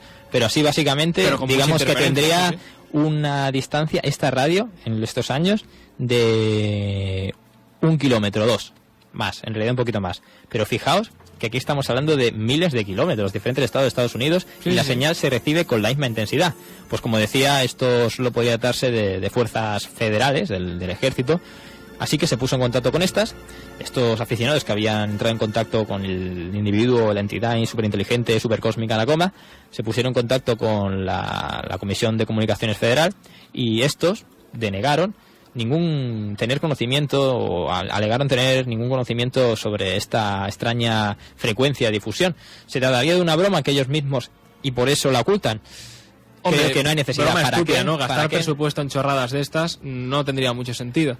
Pero bueno, no sería lo único, porque supuestamente en una noche cálida de julio, en 1961, pues haría aparición otro personaje bastante simpático. En este caso vendría del lejano planeta de Corendor. Bueno, suena el Señor de los Anillos. Sí, suena así yo juego mucho a Dungeons and Dragons los sábados, ¿eh? Bueno, pues el caso ¿Tú juegas? es que... No. Estaba dramatizando, me estaba poniendo en la piel de este testigo nuestro, porque bueno, estamos hablando de un chico de 18 años, bastante fan un fanático, lo que diríamos coloquialmente un flipado del mundo radioaficionado, llamado Bob Renaud. Y bueno, es el caso que yo me referí antes de empezar. Sí, el de Bob permanece con nosotros. Bueno, pues este chico estaba simplemente ahí, pues probando ahí, cambiando de frecuencia, a ver si encontraba a alguien con quien charlar, y bueno, mirando a ver qué escuchaba, qué conversaciones había por ahí. Y bueno, mientras estaba allí en su casa, en Massachusetts, haciendo esto, de repente, por el altavoz de su equipo radioaficionado, se empezó a colar un bip, bip, bip, pero aquello muy desagradable, una cosa realmente, además, muy aguda y muy alto. Evidentemente él se quedó muy molesto con esto, y lo que intentó hacer es lo que hubiera hecho cualquier persona en su sano juicio, es apagar los altavoces.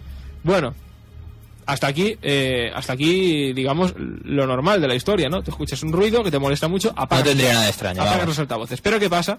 Que los altavoces no se apagan. Sí se apagan, pero emiten. Sí, a ver, bueno, eso. No, estarían razón. apagados, pero seguirían emitiendo, modulando el aire a su alrededor. Exacto. Para provocar ondas sonoras. Entonces es cuando tú ya te empiezas a preocupar, dices, estoy soñando o algo y no me acabo de despertar. ¿Very low frequencies?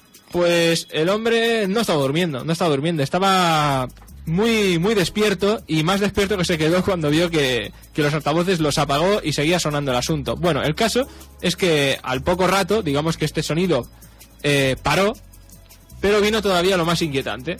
De repente ese sonido fue reemplazado, seguido de un silencio, por una voz muy suave, muy delicada, muy amable, como cristalina, de una voz claramente femenina, que le estaba diciendo: Bob, nos gustaría que te quedaras en esta frecuencia un ratito más.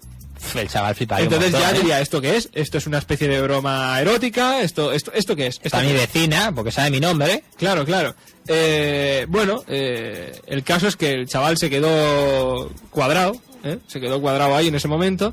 Y bueno, esta chica se identificó a sí misma como Lee Nerry, un nombre además muy parecido, por ejemplo, al de los demonios y los ángeles, que siempre tienen nombres compuestos, ¿no? Que nunca pueden tener un nombre sencillo, ¿no? Pues claro, por algo son demonios y ángeles. Bueno, el caso es que a partir de aquí comenzó ya la locura, ¿no? Porque durante meses y meses, este chico recibía a través de su aparato radioaficionado comunicaciones directas desde de esta persona, de este ser o lo que fuera, entidad inteligente, de esta chica llamada Lee Nerry. Bueno, en estas comunicaciones que ya había entrado aquí directamente en el fenómeno del contactismo. Esos nombres así con dos consonantes seguidas. Sí. Bueno, el caso es que le dijo que había que instaurar, digamos, la paz, que ella venía de un mundo en el que no había dinero, no existía el dinero, que no necesitaban de tal cosa. Es lo que te decía, tío, es el típico mensaje New Age, o en este caso más que piesco, ¿no? De los 70. Es aquí, todo el New Age literalmente nace con dos influencias. Una, digamos, el orientalismo y la teosofía, y la otra, todos los cultos ovni que se comienzan a desarrollar a partir de los años 30 y durante los años 60. Sí, es que a esto se le puede asociar el fenómeno ovni. Bueno, la gente del caso, evidentemente, es que creía que están entrando en contacto con gente. Ellos lo creían. Además, planetas. Las propias entidades pues afirmaban eso, que venían de planetas que sobradamente se sabe que no existen. Pero bueno, que dicen, sí, yo vengo de un planeta que está al lado de Júpiter, que se llama Corendor. Sí, no existe tal planeta. Sí, claro, sí, pero no está descubierto todavía por la ciencia. Sí, al lado de Júpiter, ¿no? Ajá, claro, sé, igual es invisible el planeta. Igual es invisible, tío. Bueno, el caso es que, nada, la cosa siguió así, hasta que un día ya le sorprendió la locura máxima, que el chaval estaba tan tranquilamente reparando su Claro, tenemos que decir que ese chaval, como decíamos, era un fanático de la electrónica, de la radio, era un manitas. Estaba reparando su televisor, que estaba estropeado, y de repente la televisión se encendió por arte de magia. Tremendo. Y apareció, ¿quién apareció? Apareció la moza, apareció Lee Nerry, la cara de Lee Nerry en el televisor. ¿Estaba maja? Pues sí, porque dijo que era una despampanante rubia. Tremendo. De 90, 60, 90. Madre mía. Que es lo que te decía yo antes, tío. Sí, Villas Boas. ¿Quién pudiera ser Villas Boas? Es que es lo mismo. Bueno, pues el caso es que la chica parecía tener 18, 19 años. Estaba ahí en la plenitud de la mocedad. Sí, y bueno, pero sin embargo... Pero lo curioso va a ser que no va a tener 18. Claro, va a tener... Claro, cuando él se quedaba ahí literalmente a cuadros viendo esta aparición en la tele. A cuadros y con el ángulo de 90. Con el ángulo de 90 o incluso de 130 también. Venga, es igual. Todo lo que diera. Bueno, el caso es que... Es que te lo paras a pensar y dices, hostia, una rubia del espacio, la tía más buena posible del universo, va y se pone en contacto conmigo, tío. Eso es... Y además te dicta durante meses mensajes de paz por la radio. Bueno, eso es amor. Eso es amor y otras cosas también. Bueno, el caso es que literalmente la chica le dijo, hombre, no te emociones tanto. Yo no tengo 18, 19 años. Yo tengo 74. Pero bueno, digamos que tampoco le dio muchas largas porque le dijo que en su cultura, en su civilización, el ciclo biológico es más alto que el nuestro. Es mucho más largo y claro, estaba ella en la plenitud de su vida, o sea que todavía estaba en plenas facultades. Bueno, el caso es que esto, como comentamos, pues parece un guión de ciencia ficción, pero de aquellos cutres, de revista así de fanzine barato. Pues bueno, así quedó la cosa, y evidentemente pues Bob siguió recibiendo mensajes de Lee Nerry hasta muy entrado ya a la madurez. Prácticamente se tiene constancia de testimonios de este señor ya que a los 50 y pico años, tenemos que tener en cuenta que esto comenzó cuando él tenía 17, pues el tío seguía afirmando que seguía hablando con Lee Nerry y que seguía teniendo esa misma apariencia juvenil, en fin, cosas del absurdo. Bueno, por esa época, y no solo en Estados Unidos, sino ya alrededor del mundo, y concretamente en el año 1965, a partir de ese año, pues en diferentes países, pues este fenómeno que le pasó al pobre Bob o afortunado, no sé si yo estuviera en su lugar. Hombre, cómo todo estaría. habría que ver cómo acabó él psicológicamente. Sí, igual sí, acabó muy destrozado. Sí, yo creo que sí. Porque yo creo que no consiguió nada, no acabó como con Villas Boas. Querer y no poder. Bueno, pues como decía, Esas son las interferencias, tío, que me pueden. Eso, lo que decía antes. Ha sido el amigo de Aldebarán. De esa conferencia de convención de California, que la gente decía, es que nos leen la mente, interaccionan con nuestra mente y no sé qué. Eso hacen conmigo ahora. ¿Quién te dice que el marcianito de antes, como no le dejamos hablar, nos hace esto? Nos putea así, nos va fastidiando nuestras emisiones de onda que produce nuestro propio cerebro. Bueno, como decía, a partir del año 1965 se puso más de moda aún, y no solo en Estados Unidos, sino en diferentes países, este contactismo, tanto en radio como en televisión. Encendías la tele o se encendía sola, que era lo más frecuente, y aparecía pues una figura en un atuendo así típico de Star Trek, que también era la época. Y claro, pues era un marcianito y se ponía en contacto contigo y curiosamente te hablaba en el idioma del país en que estabas. Si esto pasaba en España, te hablaba en español. Si esto pasaba en Brasil, pasaba en Brasil. Y si esto pasaba en Estados Unidos, te hablaba en inglés. Bueno, ¿qué podemos decir? ¿Se trataría de algo totalmente falso? Porque yo no sé tú, bueno, sí que sé cómo piensas, pero cuando pasan estas cosas así de contactismo, de que todo el mundo habla, que hay contacto abierto, que las tías están muy buenas, que todo es paz, me huele a fraude. Pero dices, hostia, ¿un fraude? El caso es que los testimonios existen, ¿vale? Y son muchos. Y como decíamos años atrás, se producía lo mismo, pero al no tener tan desarrollada la técnica, digamos que no había imagen, no había estos marcianos, pero la emisión tenía que ser o bien por fuerzas federales o bien por una inteligencia aún desconocida, que operaba con ese alto nivel tecnológico y que nos estaba dejando pues flipados, literalmente. Bueno, es a decir, antes hemos mencionado la palabra very low frequency, las frecuencias muy bajas frecuencias que se instauraron, sobre todo, como decíamos, eran de origen militar, pues se instalaron durante la Primera Guerra Mundial. Bueno, pues estas radios que operaban durante el periodo de la Primera Guerra Mundial requerían pues un receptor especialmente construido para la ocasión. Es decir que en las últimas décadas las estaciones de baja frecuencia y de baja frecuencia, pues estaban construidas alrededor del mundo. Incluso solo había unas poquitas receptores y frecuencias comerciales en el mercado, y bueno, pues solo unos pocos también radioaficionados, ¿no?, locales tenían ese equipo capaz de captar los very low frequency, las frecuencias muy bajas. Bueno, pues la mayoría de estas radios provenientes de la Primera Guerra Mundial pues estaban mantenidas en unas instalaciones bastante grandes, ya que eran unos aparatos bastante grandes para emitir las very low frequencies, ¿vale? Y estos aparatos costaban millones de dólares, como podemos suponer, y tenían como función pues comunicarse, como podemos suponer, con los submarinos atómicos a través del mundo. Y bueno, pues ¿cómo es posible que si esas very low frequencies que se oían en las casas de los testigos de esas voces extrañas provenientes del planeta oculto de Júpiter estuvieran en forma de very low frequencies, cuando solo esas radios habían pertenecido a la Primera Guerra Mundial, habían costado millones de dólares y eran de un tamaño pues bastante considerable? La técnica puede evolucionar y lo puede comprimir, como sería el caso de los portátiles ahora o la nanotecnología, pero en ese caso, en esa época, estamos hablando de unos niveles de reducción de tecnología. Sí, se empezaba, pero no muy acusado. ¿Y cómo es posible que radioaficionados hubieran tenido acceso a esas propiedades militares? No, además, estoy aficionado, porque no estoy extrayéndome de la... No solo eso, porque además, si es lo que tú decías, es que, de hecho, la mayoría de emisoras comerciales no eran capaces de recibir, no podían procesar ondas de muy baja frecuencia. No, solo estaban... Y los radioaficionados menos todavía. Las casas comerciales, las emisiones comerciales estaban restringidas a poner su frecuencia no más allá de los 5.000. De los 5.000 vatios de potencia. Pero es que además... cuando las que se recibían eran mucho mayores. Sí, pero es que además los equipos de radioaficionado ya es que ni siquiera tenían esa opción, ¿no? Pues bueno, no sé qué pensarás, pero yo creo que es que esa cosa no tenía que venir tampoco de baja frecuencia. Porque si los aparatos no eran capaces de recibirla, ¿pero qué leches era eso entonces? ¿Eran emisiones de baja frecuencia? ¿Eran ultrafrecuencias, que son, por ejemplo, las que usan los satélites? Hombre, pues no lo sé, pero el caso es que algo se estaba colando, ¿no?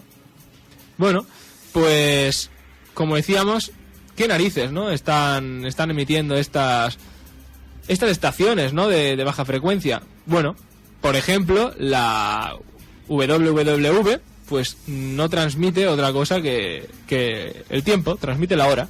Entonces, bueno, si alguien necesita eso, pues programar su reloj porque no lo tiene muy claro. No sé si es esta noche cuando hay el cambio horario, ¿eh? Sí, esta noche, sí. Bueno, pues eso, si alguien necesita pues poner su reloj en hora, pues eso, puede sintonizar la estación de ultra baja frecuencia, pues la WWW. Bueno, también se dice que la mayoría de estas emisoras pues utilizan mensajes en teletipo.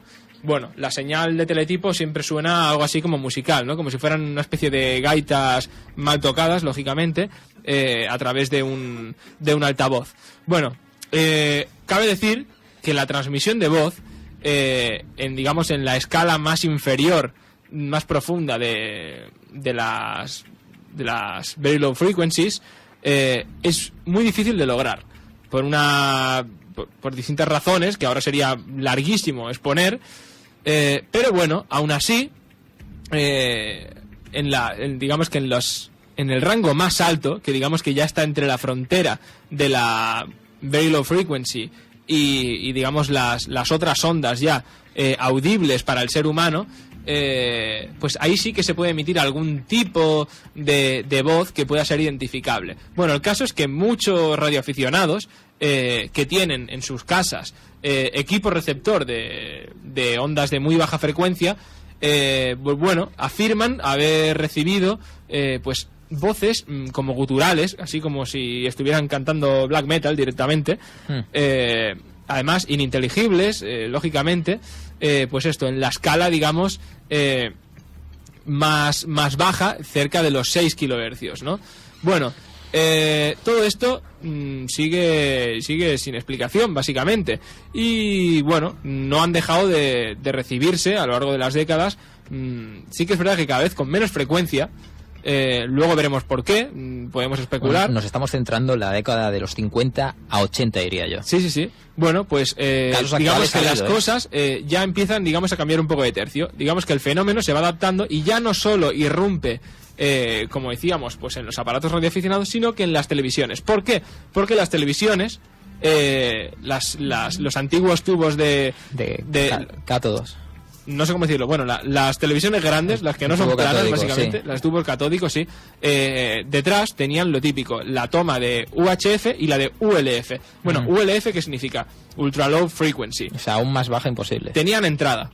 Las televisiones, si bien los aparatos de radio no tenían todos, las televisiones por aquel entonces sí que tenían prácticamente todas recepción de muy baja frecuencia.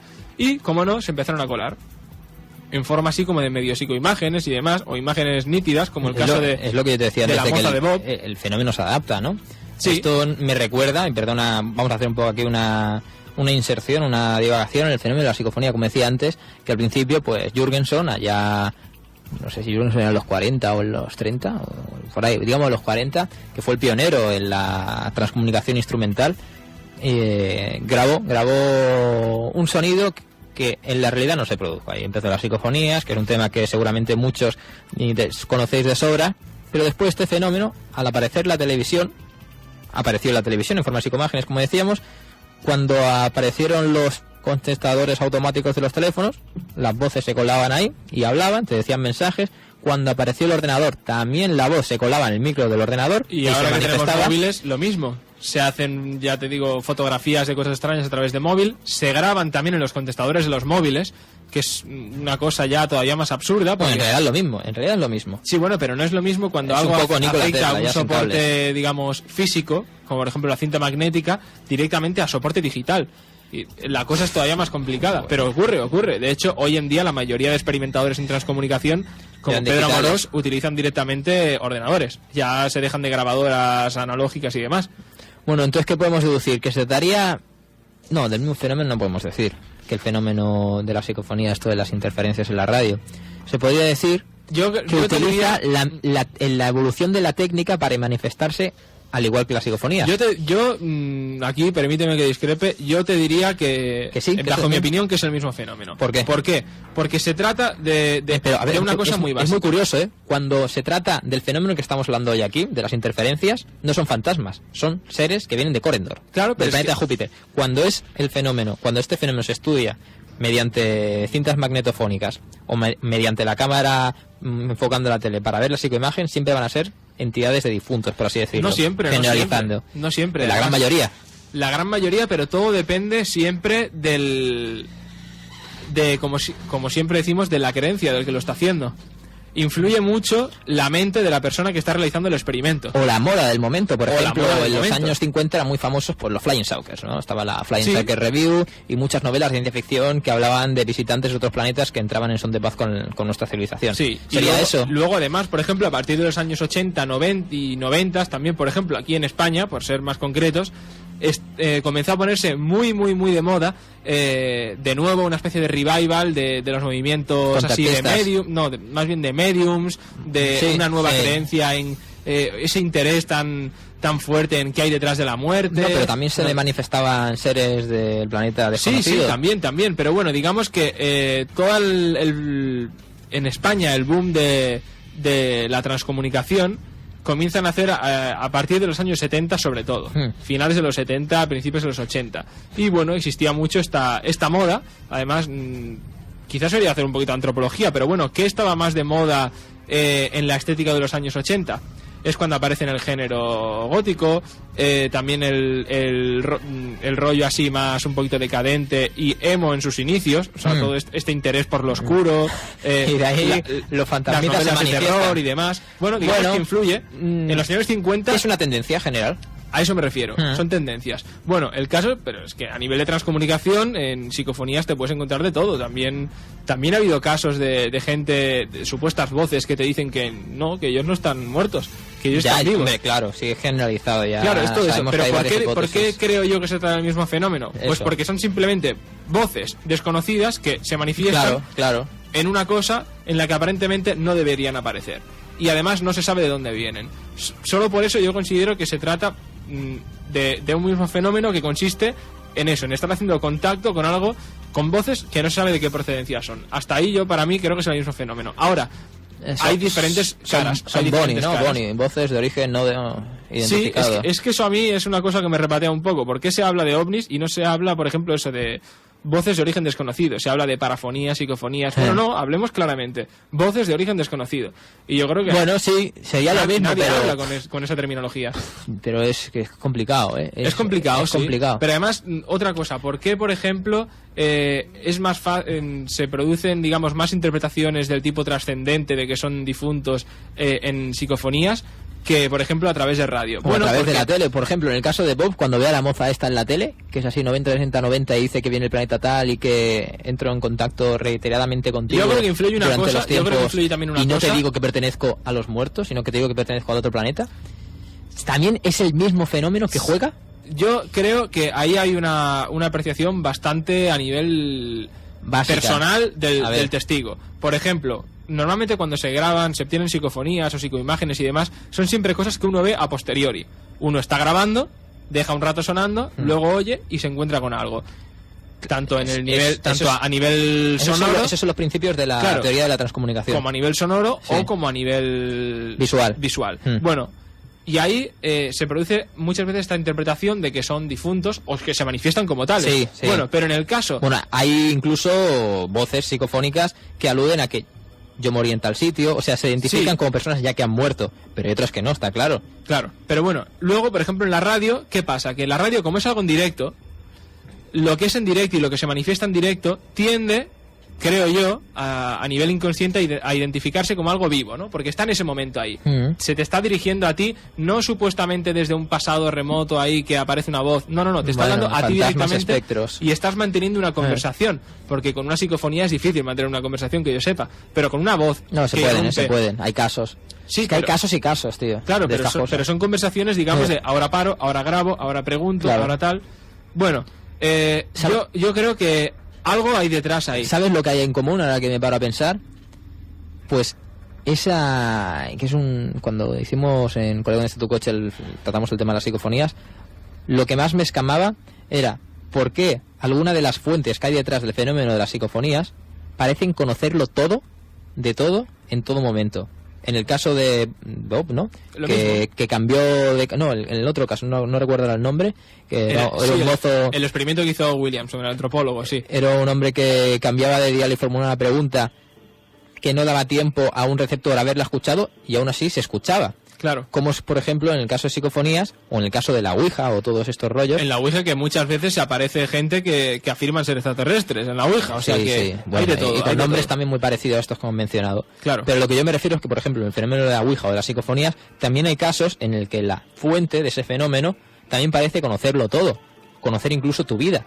Sí, quizás aquellos frikis de la Convención de California no iban tan equivocados, cuando afirmaban que esas entidades nos leen la mente. Igual solo se equivocaban en el hecho de afirmar tan tajantemente que se trataría de extraterrestres. Sí, tío, sí. Pero lo otro... John Keel hace muy bien al tildarlos de ultraterrestres, ¿eh? De algo que existe, pero que no se moja y dice son ultra. O sea, más allá de nuestra dimensión conocida. O incluso más allá, incluso de...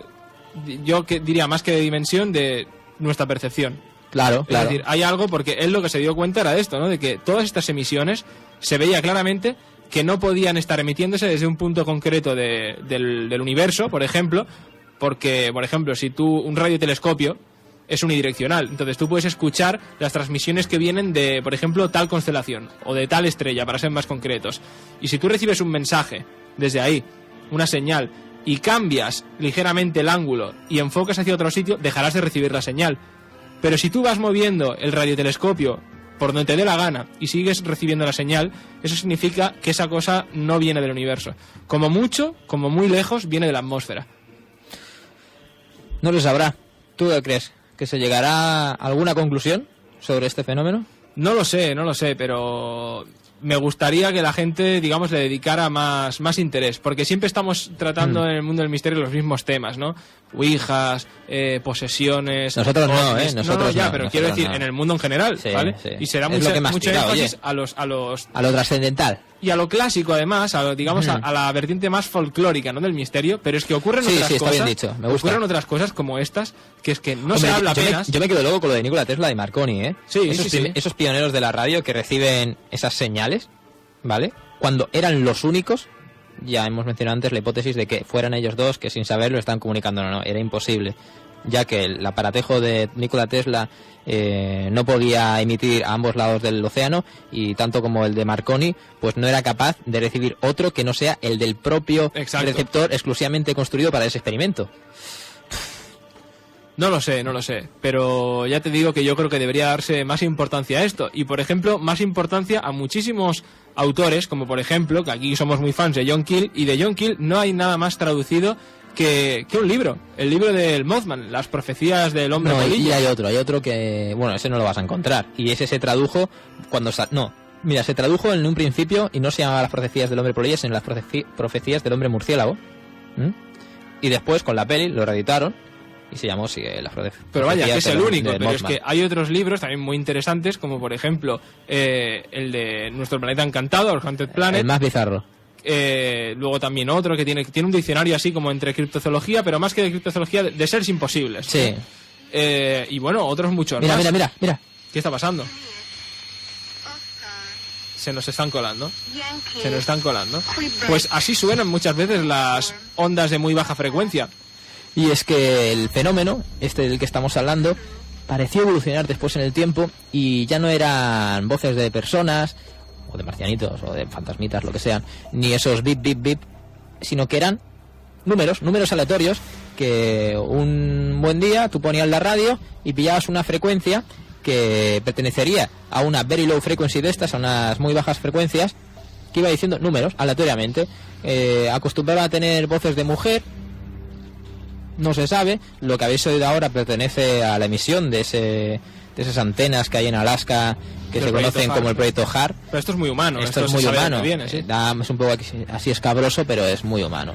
Pues bien, ¿por qué en esa época empezaría el proyecto HAR? No, en esa época no empezaría el proyecto HAR, porque estamos hablando ya de los años 60, y como decía, pues es muy curioso, ya que en aparatos convencionales así de uso doméstico, que cualquiera podía tener en su casa, las radios de toda la vida, pues escuchaban de tanto en tanto, si cambiabas el dial, voces que iban diciendo simplemente números, uno detrás de otro, pero sin ningún orden aparente, o sea, sin ningún código.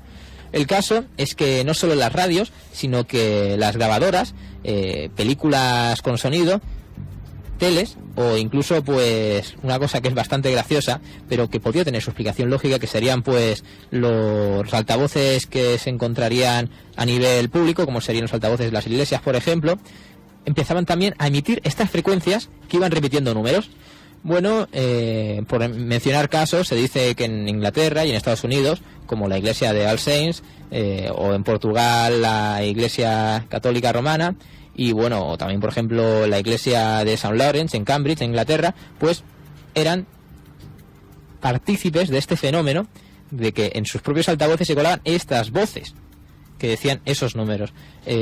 Una hipótesis, como decía, si algo lógica, podía ser interferencia de los taxistas. Los taxistas utilizarían un código de números aleatorios que por alguna razón se les escapaba un poco de su control y se emitía en las homilías de un sábado por la noche. Yo qué sé. Pero no puede ser, ¿por qué? No puede ser, pues porque realmente las compañías de taxi usarían frecuencias mucho más altas de estas que se estaban oyendo en las iglesias. Aparte de que esas señales no serían capaces de ser recibidas y de ser reproducidas por los aparatos de muy baja frecuencia que se encontrarían en dichas iglesias. Bueno, el caso también hemos mencionado que aparecería en la tele, ¿no? Pues ha de decir que la tele, para el sonido, pues utilizaría la frecuencia PM, pero que sería imposible para otra tele, o casi imposible, interpretar otro tipo de señal que no fuera PM. FM. Bueno, pues... Y estamos hablando de que lo que se captan no es ni FM ni altas frecuencias, sino son las very low frequencies, las frecuencias muy bajas, de muy baja potencia. Exactamente. Bueno, el caso es que... No, de muy alta potencia, pero de muy baja frecuencia. Es que son dos conceptos diferentes. Son dos conceptos diferentes. Diferentes como, por ejemplo, la frecuencia ultra, que es la que utilizan, por ejemplo, los satélites para comunicarse entre ellos y que, bueno, pues ha dado lugar también a otros muchos casos, ¿no? Ya no es tanto que aparecen voces, sino, digamos, cosas así en plan código Morse que avisan, ¿no? De, por ejemplo, naufragios que están teniendo lugar en un sitio y luego van los equipos de rescate a ese sitio y ahí no hay nada. Y resulta que se ha emitido desde ahí. Es escamoso, ¿eh? ¿Qué pasa? ¿Que ha sido alguien que ha ido ahí con una barca, con un equipo súper potente ahí en plan de la NASA a emitir una señal para que pulsar, se oiga en todo el Pacífico para que vayan a rescatarle y luego se ha escapado con la barca en mitad del Pacífico? Grandes bromas. Hombre, no. April Fools. Bueno, como estamos viendo, se trataría de un tema muy interesante y que con el paso del tiempo se vuelve aún más interesante y la casuística se vuelve más variada. Y para algunos le interesará más, pues esto que decía yo, de las iglesias, y para otros, pues las grandes bromas del universo, cuando en un punto del Océano Pacífico aparece una señal de SOS donde no hay nadie, o señal de SOS, una señal, ¿vale? Es un tema que recomendamos que sigáis, que os informéis un poquito más de lo que hemos dicho aquí. Seguramente conoceréis más especificaciones de estos casos, como por ejemplo hay muchísimos. Serían, pues cuando hablamos del Mothman, esa gente que por el motivo que sea empieza a escuchar voces, unas voces que le dicen levántate, número 43, ¿vale? Unas voces que no producen nadie de su alrededor y que solo las oye él. O también en el caso del Mothman están asociados estos fenómenos del beep beep. Y ahí está el Mothman, ahí ya no está la mujercita de la televisión ni está nada. Pero sin embargo es lo mismo, voces que irrumpen de la nada. Es lo mismo. Y no se sabe de dónde vienen, pero sí, se sabe que no vienen de fuera de la Tierra. Psicofonías, Mothman, las radios de Marconi y de Tesla, todas fueron testigos de este fenómeno.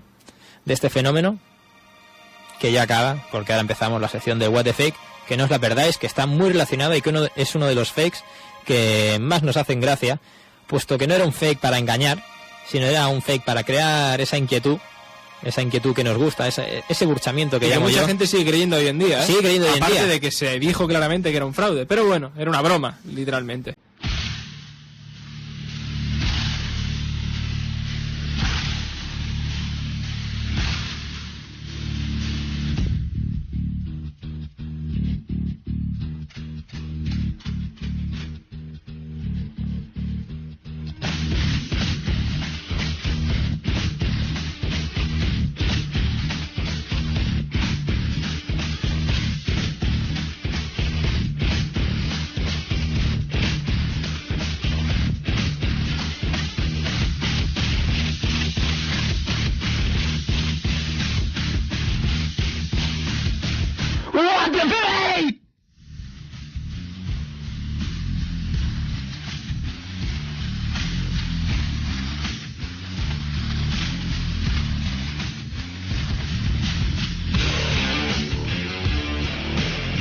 Y hoy vamos a cortar esta canción de Rage Against the Machine de Killing in the Name of, porque vamos a poner esto que vamos a ir a continuación, que me parece que viene al pelo para tenerlo todo el rato de fondo mientras salimos en la sección.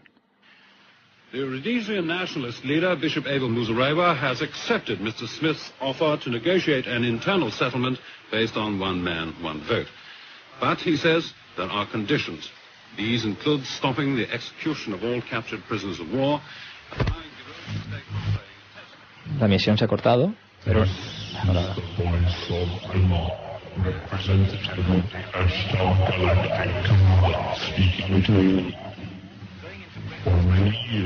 Lo vamos a tener de fondo, como he dicho, y lo que hemos oído al principio era un tío hablando en inglés en un programa de televisión, y de repente la gente está viendo la tele tan tranquila, una serie, creo que era, no lo sé, un programa de televisión, da igual, se cuela esto, ¿no? Una voz así, rollo el marcianito que nos hablaba antes a nosotros, aquí que éramos nosotros evidentemente gastándonos una broma, porque somos así, nos gastamos bromas nosotros mismos, después puede quedar bien o no, pero es igual. Total, la voz dice: hola, soy Brilliant, os hablo desde el espacio y pertenezco al Comando Intergaláctico Astar. Total, una interferencia, como decíamos, de un ser extraterrestre supuestamente, que, vale, lo que está diciendo, está hablando de las armas nucleares, que son el mal de la humanidad y que tenemos que querernos mucho y todo esto. O sea, lo que nos referíamos antes, ¿no? Que muchas de estas intercomunicaciones con seres ultraterrestres nos vienen a dar mensajes positivos de querernos mucho y de que procuremos salvar nuestro medio ambiente y que no nos matemos. En el caso de Brilliant es un fraude porque ya veremos luego que pues acaba la emisión con un easter egg, que es con la música de los Looney Tunes, e incluso dentro de ese propio mensaje que dice frases calcadas. Vemos aquí, parece que vuelve otra vez la emisión de la tele normal. Como decía, diría frases calcadas de la película que estaba en boga últimamente, que era, bueno, habían pasado unos años. Esto de Brilliant ocurre concretamente el 26 de noviembre del año 77, 1977, y años antes había estrenado la película Ultimátum a la Tierra, la original. Pues bien, este Brilliant, curiosamente, dice frases calcadas de la película Ultimátum a la Tierra. Bueno, además una cosa, el hecho de demostrar claramente que era un fraude, por ejemplo, era que si tan poderoso era un extraterrestre del comando Ashtar intergaláctico y demás, que ya hemos opinado que el comando Ashtar es, bueno, madre mía, es una cosa más así de contactado, de una experiencia personal y ya está, pero que no tiene, digamos, validez comprobable ni nada. Bueno, el caso es que esta transmisión solo se emitió, pues digamos que alrededor de una serie de pocos kilómetros a la redonda. No, bueno, era la estación de Southampton, sí, pero era bastante, tío. Sí, pero no se oyó, por ejemplo, en toda Inglaterra. No, en toda Inglaterra claro. No, porque era una televisión local, igual que aquí, en Sevilla, por ejemplo, no se va a pillar el Badalona TV o los Hospitales TV. A eso quiero decir, o sea, si fuera una cosa los años 77, podría haber pinchado perfectamente la televisión pública británica y ya está, pero no, pinchó una local. Bueno, el caso es que para el hacker decimos que es un fraude, es un hacker, tuvo que pinchar, como tú dices, 7 estaciones, ¿vale? En diferentes puntos y supuestamente a la vez, para permitir que esta conversación del marcianito, bueno, este mensaje del marcianito que dura unos 9 minutos ininterrumpidos, se emitiera. ¿Tú sabes lo que es emitir 9 minutos? O sea, que tú cuando estás ahí en el control de la televisión y estás viendo de que algo se te ha colado, intentas eliminarlo a la mínima. Y no puedes, durante 9 minutos no puedes. Bueno, no puedes, sino hasta que lo que está claro, lo que está, yo creo que ahí es bastante evidente que había compinchados ahí dentro. Y que es alguien que evidentemente sabía mucho de esto, que probablemente perteneciera a la misma emisora esta y que tuviera a colegas en las 7 estaciones que estuvieran ahí, digamos, haciendo un poquito de compañeros de experimento. Exacto. Pero bueno, nos parece fantástico, ya sabemos que es una broma, pero nos mola, ¿no? Y lo curioso de este caso es que, a diferencia de los hackers que fastidian mucho con los vídeos rollo I Love You, que al final salen a la luz pública, salen porque querían su fama, ¿no? Pues en el caso de Brilliant no, en el caso de Brilliant nos encontramos que el tío que hizo, o los tíos que hicieron esto, nunca se ha sabido quiénes son. Me parece estupendo, o sea que desde aquí le mandamos un aplauso. Sí señor. Nos parece perfecto y ya sabéis, con esto nos vamos a ir, así que hasta la semana que viene, y recordad que esta noche disponéis de una hora más, así que disfrutadla con responsabilidad.